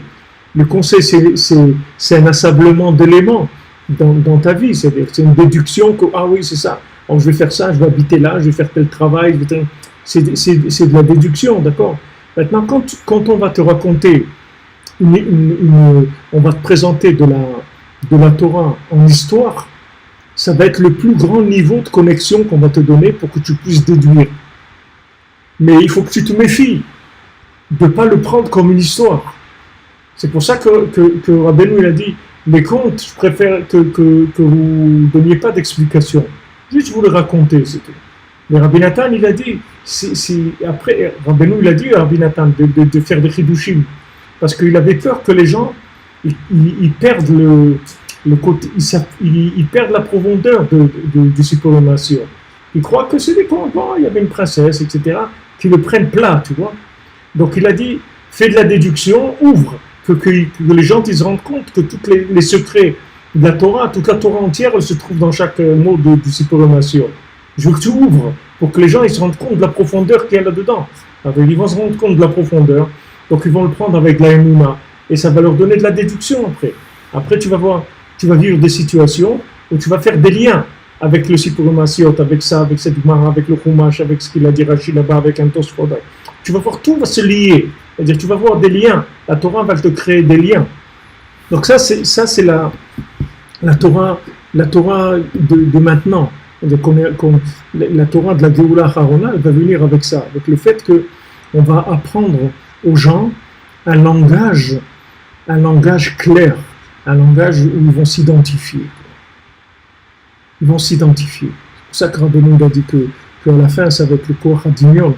C'est-à-dire, où on est aujourd'hui, c'est dans le Koach HaMdameh, c'est-à-dire qu'on est dans l'imagination, mais d'un autre côté, on est dans l'Emunah, que l'Emunah, c'est le niveau d'imagination le plus élevé, le plus raffiné qui existe.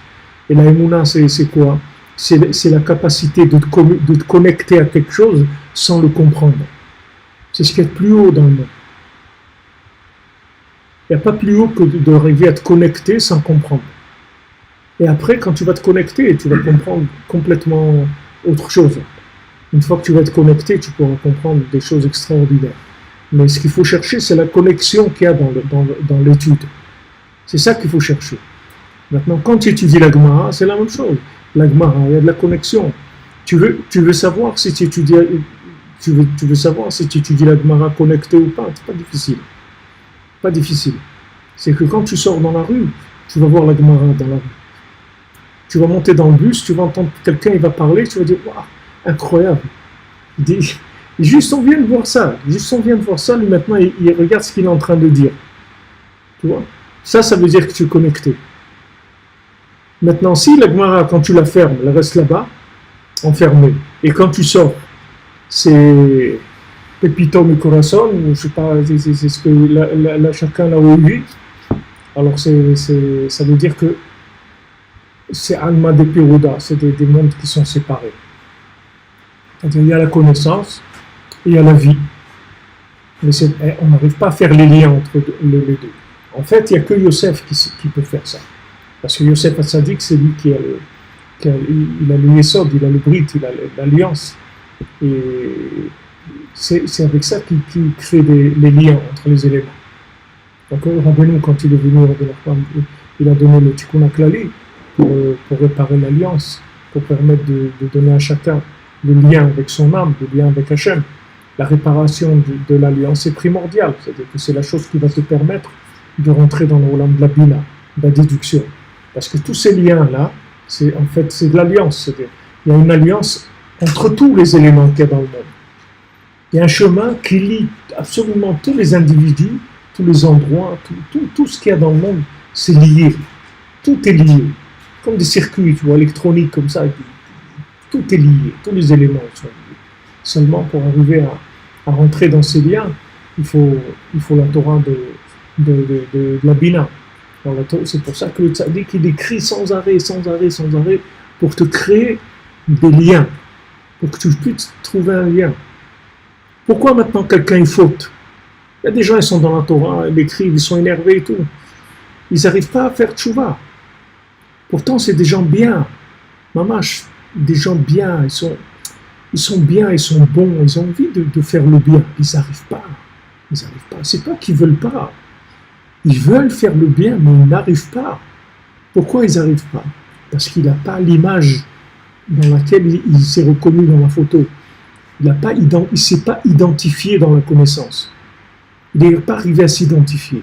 Parce que la connaissance qu'on lui a fournie, qu'on lui a dit il faut faire ça, on lui a donné avec un bâton. On lui a dit voilà, tu sais, il faut faire ça. On lui a donné le bâton. Mais on ne lui a pas donné l'écrit qui le concernait. Mais si celui qui te transmet, quand il te transmet un devoir, il te donne le moyen d'accomplir ce devoir-là, c'est-à-dire en te donnant le lien qu'il y a entre toi et cette chose-là, tu vas voir que tu n'auras aucune difficulté à faire cette chose-là. Ou à ne pas faire cette chose-là, si c'est une chose qui est interdite. Tu n'auras aucun problème. Tu n'auras besoin d'aucun effort. Du tout. Parce que, tout simplement, cette chose-là, elle va disparaître de ta vie. Cette chose-là, pourquoi ça crée un problème? Pourquoi il y avait un problème? C'est parce que c'est un problème de communication, c'est tout. C'est-à-dire qu'on t'a transmis la Torah avec un bâton.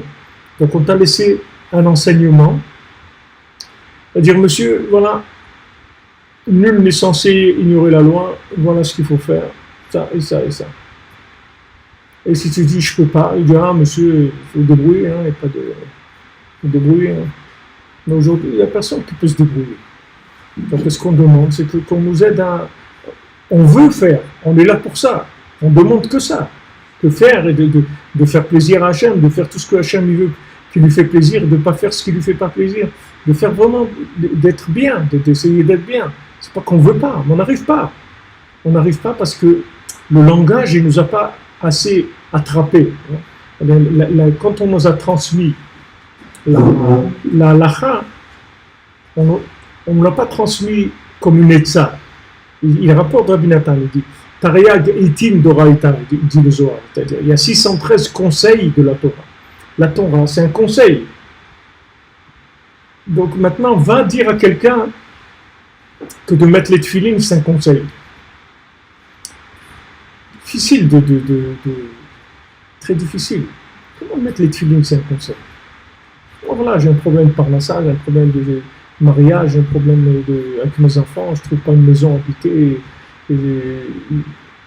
voilà, des problèmes de santé, des trucs, voilà les problèmes que j'ai. Comment tu me dis que mettre les tefilines, c'est un conseil? Un conseil de quoi? Ça résout quel problème? Ça arrange quoi? Non, c'est des choses, tu sais, qui sont... C'est quoi? Des choses de quoi? Viens, fais-moi descendre la chose, amène-la à mon niveau. Ce que je peux te dire, c'est que si tu dis, il écoutait à la fois, tu prends tefilines, jamais plus de ta vie tu mettras les tefilines comme tu les mets avant. Parce que quand Rabbi Nathan il te prend, pourquoi il a fait l'écouter à la fois Rabbi Nathan? Parce que quand Rabbi Nathan il te prend une halakha, il la connecte avec l'écouter moral et il te rend la halakha, en fait, il te rend la halakha un conseil vivant. Tu vois? C'est-à-dire que tu as trouvé un conseil qui te concerne. Tu te sens concerné personnellement par la chose. C'est pas maintenant, tu n'es pas en train de faire quelque chose qui est une généralité pour tout le monde. Tu as trouvé ton lien personnel avec la chose, individuel. C'est tout le travail qu'il a fait Rabbi Nathan, c'est ça. C'est pour ça qu'il a fait l'écouter à la fois. Il est rentré dans la halakha. Parce que la halakha, ce sont des conseils. Voilà, fais comme ça, ce sont des conseils de vie. Mais si c'est vécu comme le bâton, ça veut dire que tu n'as pas la bina. Tu n'as que la chorma, et après tu passes direct à l'acte. Mais tu n'as pas la bina. La bina, c'est l'identification. C'est-à-dire, quand tu arrives à t'identifier avec la chose, comme quoi cette chose, elle a été dite pour toi. Quand Moshe Rabbeinu parlait, c'est écrit que Moshe Rabbeinu, quand il parlait, chacun croyait qu'il parlait que à lui. C'est tout. Parce que quand il parlait, sa parole, elle se divisait en une façon de s'exprimer qui était adaptée à chaque individu dans sa façon à lui de comprendre les choses. Et il pouvait parler à tout le monde, mais chacun, il captait le message à son niveau. Ils comprenaient tous la même chose, mais ce n'était pas expliqué de la même manière. C'est-à-dire, pour arriver à cette chose-là, chacun il a eu son langage adapté à lui-même. Et c'est ce qui fait le tzaddik. Toute la journée, il cherche que ça. Il fait que sans arrêt, ouvrir des chemins de chokma, ou des chemins de bina, pour arriver à bina liba, c'est-à-dire la bina, c'est le cœur. Pourquoi on a besoin de déduire? Parce que quand tu déduis, tu donnes ton cœur. Quand tu déduis, tu donnes ton cœur. Qu'est-ce qui te fait que tu vas te marier avec quelqu'un? Parce que tu vas déduire que cette personne-là, c'est ta moitié. Comment tu vas te rendre compte que cette personne-là, elle va comprendre des choses de toi que personne n'a jamais compris dans ce monde. Tu vas parler avec elle, tu vas voir des choses que tu n'as jamais entendues, tu n'as jamais vu. Il y a un lien comme ça. Et ça va t'ouvrir le cœur, ce qui va donner l'amour et tout ce que tu veux. Mais ce lien-là, ce qui est difficile, c'est que ce lien-là, tu ne le connais pas. Quand il y a un lien familial, que tu sais, tes parents ou tes enfants et tout, bon, ça va, tu as un lien qui est un lien connu. Mais quand tu dois rencontrer ton conjoint, d'où tu sais que c'est ça? C'est lui. D'où tu sais de savoir que c'est lui? Il y a des gens qui me demandent, vous avez fait rencontrer quelqu'un, soit des hommes ou des femmes. Il est très gentil et tout, mais je ne sais pas si c'est lui. Je ne sais pas si c'est lui. Alors moi je dis toujours aux gens d'attendre, mais il faut attendre, de savoir que c'est lui. Et on va se marier si on n'est pas, on ne sait pas que c'est lui. On ne se marie pas si on n'a pas le cœur tranquille. On ne se marie pas avec des doutes. On se marie avec l'Ev Shalem. Le cœur est... Même si on fait un mariage de raison, mais c'est avec son cœur qu'on décide ça. C'est pas un truc de réflexion. C'est un truc voilà, c'est une décision de la vie. On met notre cœur là-dedans. Mais la bina, c'est ce qui va te permettre d'engager le cœur. Pourquoi? Parce que ça va te donner un langage qui est adapté à toi.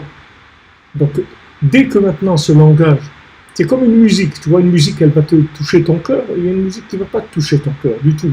Même qui va t'énerver. Même qui va t'énerver. Tu vas entendre cette musique, tu vas dire, il me saoule cette musique, te casse la tête. Et un autre, tu vas dire, mais t'es fou, cette super musique. Ça vient d'où? Ça vient du lien qui est avec la chose. Tout, hein? Il a un lien, l'autre il n'a pas de lien avec la chose. Donc maintenant, quand il dit que Gelo Harona va venir avec le Kolmous, c'est ça. C'est-à-dire qu'on va écrire. C'est-à-dire on va faire des déductions qui vont permettre à tout le monde de se connecter à Hachem, de reconnaître que Hachem ou Elohim, c'est-à-dire que qui est-ce qui dirige le monde, c'est Hachem. Alors quand tu appliques les sortes de Rabbeinu, que tu t'attaches au tzaddik, tu fais de beaux doutes, tu fais les conseils que Rabbeinu te donne, les tikkun klali, la halacha, tout ça, tu vas commencer à vivre, tu vas découvrir une vie connectée.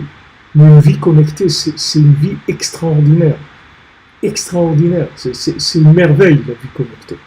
C'est une merveille. Mais malheureusement, 99% des gens sur Terre, ils ne savent pas ce que c'est. Ils ne savent pas que ça existe. Ils ne savent pas que ça existe. C'est dommage. Comme tu dis, l'avion. Voilà, tu prends un avion, 3 heures après, tu te trouves dans un autre pays, etc. Et il y a quelques siècles, les personnes ne savaient que ça existait, l'avion. Ils auraient pu l'inventer, les découvrir il y a 300 ans, l'avion. Ils n'ont pas découvert. Okay? Hachem, il a décidé une date. Maintenant, si tu parles avec quelqu'un que d'il y a 3 siècles, tu dis voilà, j'étais à Paris, après j'étais à Genève, après j'étais là-bas. Du où tu as été? Combien d'années tu as mis pour faire? Non, j'ai 3 heures de vol, 2 heures de vol. Rien du tout, tu parles. Pas 2 heures de vol, c'est quoi 2 heures de vol? Il dit oui, attends, viens, je vais te montrer. Tu sais que ça existe un avion. C'est quoi encore cette histoire de l'avion? Mais tu dis, ça existe. Tu décolles de Paris, 1 heure après tu es à Genève. 20 minutes après tu es à Londres, 1 heure après tu es à Marseille. 3 heures après tu es à Oman. C'est quoi? De quoi tu parles? C'est exactement pareil, c'est la même chose. Les gens ne savent pas que ça existe, c'est tout. Les gens ne savent pas que ça existe. Si les gens ils écoutent Rabbeinu et ils commencent à appliquer ce que Rabbeinu te dit de faire, de t'habituer à parler avec Dieu tous les jours, d'arriver à connecter, habitue-toi à connecter ta vie avec Dieu. Raconte-lui tout ce que tu as sur la patate, tout ce que tu as sur le cœur, tout ce que tu as envie. Parle-lui de tout. Habitue-toi à faire de la connexion de tout ce qu'il y a dans ta vie, connecte-le avec Hachem. Parle-lui-en. Tu vas voir après des choses qui sont féeriques. Tu vas vivre une vie, tu vas voir des miracles tous les jours, des choses incroyables. Parce que tu vas passer sur un mode de vie connecté. C'est complètement un autre monde. Complètement un autre monde. Tu verras que tu passeras à côté de quelqu'un que cette personne ne doit pas te voir, elle ne va pas te voir. Tu vas être devant lui, il ne va pas te voir. Et quelqu'un qui doit te voir, toi tu ne l'as pas vu, lui va te voir de loin. Tu vas voir que des situations qui sont... Tu vois que ces situations, elles sont là parce qu'elles sont connectées. C'est tout. C'est la connexion qui a amené cette situation. Sinon, cette situation, logiquement, elle ne doit jamais avoir lieu. Elle ne doit jamais avoir lieu, cette situation. D'après la logique de la vie, ça ne doit pas être comme ça. Mais tu vois que tu trouves les personnes qu'il faut au moment où il faut. Et tout ça, ça vient, tu le vois que ça vient de la main d'Hachem. Tu vois que ça vient de la connexion, c'est tout. Ça vient, rien d'autre. Alors, il faut ça. Ce qu'il dit ici Rabbi Nathan, que Atakola Tikkun allait des ribouilles Sfarim Akdoshim. Tout le Tikkun vient par la multitude des livres saints, Prinat Asot Sfarim Arbe Enketz. C'est-à-dire de faire beaucoup de livres jusqu'à l'infini. C'est-à-dire de la déduction à l'infini. à l'infini, que n'importe qui, tu puisses l'aider à déduire que lui aussi, il a sa part, il a sa place plutôt avec Hachem. Il peut communiquer avec Hachem, et il va commencer à communiquer avec Hachem. Et il va voir, comme une dame avait raconté, une dame qui venait d'Afrique, je ne sais pas d'où elle est arrivée à Genève. Et il n'y avait plus de transport quand ils sont arrivés à Genève, plus de train, plus de bus, plus rien du tout. Alors Safia lui dit, maman, comment on va faire? On a beaucoup de bagages, comment on va faire? Il n'y a plus de transport et tout. On a dit, on va faire ce que Rabbi Nachman nous apprend, on va parler avec Hachem, on vient toutes les deux, on va demander à Hachem. Alors elles ont commencé toutes les deux à prier, Hachem, s'il te plaît, voilà, on va arriver, il n'y a pas de transport, aide-nous, etc. Alors elles sont arrivées, elles sont sorties de l'aéroport, et quand elles étaient, il y a un monsieur qui vient en voiture, qui dit, je peux vous aider, etc. Il dit, voilà, on habite là-bas, on vient d'arriver. Il dit, venez vous accompagner, il n'y a pas de problème, je vais dans ce coin. Il les a pris leur valise, ils accompagnent leur domicile et tout. Maintenant, cette personne-là, elle a été inventée, comme dans un film ou n'importe quoi. Tu as créé le personnage, tu comprends? Ce personnage-là, lui maintenant, peut-être qu'il avait autre chose à faire. Peut-être qu'il aurait pu faire autre chose que de passer à cet endroit-là, à ce moment-là. Non. Il est rentré dans une connexion. On l'a utilisé dans la connexion du... Donc c'est dans le film pour cette personne-là. Parce que cette personne-là, elle a fait appel à la connexion. Donc maintenant, on a connecté des individus qui vont servir la situation de cette personne. Et ça, tu peux vivre tout le temps avec ça. C'est pas... Là, je te donne un exemple qui est... Mais tu peux vivre toute la journée avec ça. Tout le temps. Tout le temps. Ça s'appelle la vie connectée. C'est ce que Rabbeinu veut nous donner avec l'Aïd Bodedut. C'est-à-dire, une fois que tu as une vie connectée, c'est fini après. Toute la médiocrité, tous les trucs. Tu n'as plus rien à voir avec tout ça. Ça, c'est fini. Tu es béchalom avec tout le monde, tu es tranquille, tu n'as pas de... Ça y est, tu te sens pris en main, tu te sens vraiment bercé par Hachem, comme dit David Ameller, comme un petit bébé dans les bras de sa maman. Il a tout tranquille, il dort tranquille. Tu vois. Pourtant, qu'est-ce qu'il a un bébé? Si tu regardes logiquement, c'est l'être le plus pauvre qu'il y a sur Terre. Il est en sakana. D'ailleurs, même al pi halakha, un bébé, il a un digne de sakana. Un enfant, il a un digne de sakana. Tu as le droit de transgresser Shabbat pour donner à manger à un enfant. Parce qu'un enfant, s'il ne mange pas, il est en sakana. Un adulte, non. Un enfant, tu peux transgresser Shabbat s'il n'y a pas trop mangé. Pour lui amener manger. Parce qu'il a un digne de sakana. Donc tu vois un bébé, il est en danger, bébé. Mais comme il n'est pas conscient de la logique, donc il vit, c'est tout. Il a sa maman, ça lui suffit, il n'a plus besoin de rien d'autre. Il a besoin de quelque chose, maman, il a tout. Pourquoi après il arrête d'appeler maman? Parce qu'il comprend, il croit qu'il comprend quelque chose, c'est tout. Il croit que les éléments, il peut les manipuler. Donc il n'appelle plus maman, parce qu'il commence à manipuler, c'est tout. Mais le bébé, il ne sait pas manipuler. Il a le papa et maman, c'est tout ce qu'il a. Donc tu appelles Hachem, tu as besoin de quelque chose. Rabbi Nathan, une fois, il était en train de manger, il a un morceau de poulet qui s'est coincé, un os de poulet dans la gorge, comme ça. Il était assis avec les élèves. Et il était en train de s'étouffer. Alors, à un moment, il est arrivé à dégager sa gorge. Alors, il a dit à ses élèves, il a dit, vous avez vu ce que j'ai fait quand j'ai eu ça? Qu'est-ce que j'ai fait? J'ai fait que lever les yeux au ciel, c'est tout. Parce qu'il n'y a rien d'autre. Sachez qu'il n'y a rien d'autre dans ce monde. Il n'y a que ça, c'est tout. Et Rabbi Nathan, il est sans arrêt, c'est-à-dire sans arrêt. Il éduquait tout son entourage que à ça. Vivez, connectez, vous allez vous débarrasser de tout ce qui vous angoisse dans ce monde, de tous les malheurs, de toutes les difficultés, de tous les manques, de toutes ces choses-là. Toutes ces choses-là, elles vont disparaître. Tous les gens, ils courent derrière des trucs qui leur manquent et tout. C'est normal, ils courent, parce que ils ont affaire à des éléments qui ne sont pas liés les uns aux autres. Donc il ne peut pas le tirer, le truc. Il ne peut pas le tirer à lui, puisqu'il n'est pas lié. Mais si l'élément, il est lié, tu t'es lié à Hachem, tous les éléments qui gravitent autour de toi, ils sont liés. Donc au lieu d'aller chercher l'élément, tu vas voir que l'élément, il va venir chez toi. Parce qu'il se déplace, il bouge l'élément. Parce que tu l'as rentré dans un lien. Tandis que maintenant, si tu vis avec des éléments qui ne sont pas liés, tu peux avoir l'élément qu'il te faut, il peut se trouver à quelques mètres de toi, et tu ne l'as jamais vu, et tu ne vas pas le voir. Parce qu'il n'a pas peur, il n'a pas apparu dans ton monde. C'est tout. Et tu vas te casser la tête, un truc, comment je vais faire, comment... Et la solution, elle est là, elle est à côté de toi, mais tu ne te rends pas compte. Tu ne peux pas te rendre compte. S'il n'y a pas de lien. Donc quand Benoît dit de parler avec Hachem tous les jours, c'est vraiment, c'est pas qu'un conseil qui est bien, c'est pour vivre une autre vie complètement. C'est pas un conseil pour résoudre des problèmes, c'est pour vivre une autre vie complètement. Complètement. C'est une vie connectée, c'est un autre monde, c'est une autre planète. Une autre planète. Vraiment une autre planète, complètement une autre planète. Tu vas voir, tu vas rencontrer des gens, tu vas vivre des situations qui sont incroyables dans la logique. Incroyables. Incroyables. Tu vois, ça devient vraiment féerique. Une vie vraiment féerique, une vie enchantée. Une vie vraiment enchantée, parce que tu vois que tout est lié. Tous les éléments de ce monde sont liés. Ce que tu manges, ce que tu vois, ce que tu entends, ton travail, ta famille, les gens que tu rencontres, les transports, tous les éléments ils sont liés. Rappelez-nous, c'est à ça qu'il veut nous amener. Alors il écrit, et tu veux des chidouchés Torah, sans arrêt. Il y a des chidouchim de Torah, sans arrêt, sans arrêt. Il envoie des chidouchim de Torah, sans arrêt, pour que tu trouves cette connexion-là.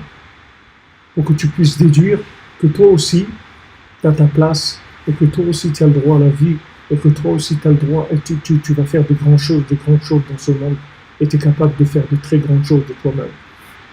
Et tu vas guérir, et tu vas te marier, et tu vas avoir des enfants, et tu vas réussir ça, et tu vas... Tout, tu vas réussir. Mais pour ça, il faut que tu trouves des liens avec les éléments.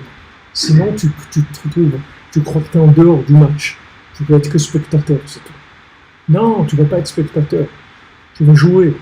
Tu vas être là. Tu vas être actif dans la chose. C'est à ça que Hachem il nous emmène, le Géoula Haona.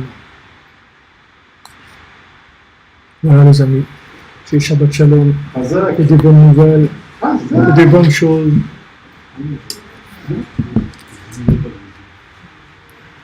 Oui, le beau des doutes, ça fait fleurir les plantes, bien sûr, ça fait tout le beau des doutes. Alors Shabbat Shalom les amis, de la santé, de la réussite, de la délivrance pour chacun des Hachem. Chacune, que de bonnes choses. Et on se retrouve donc dimanche pour notre cours journalier de midi.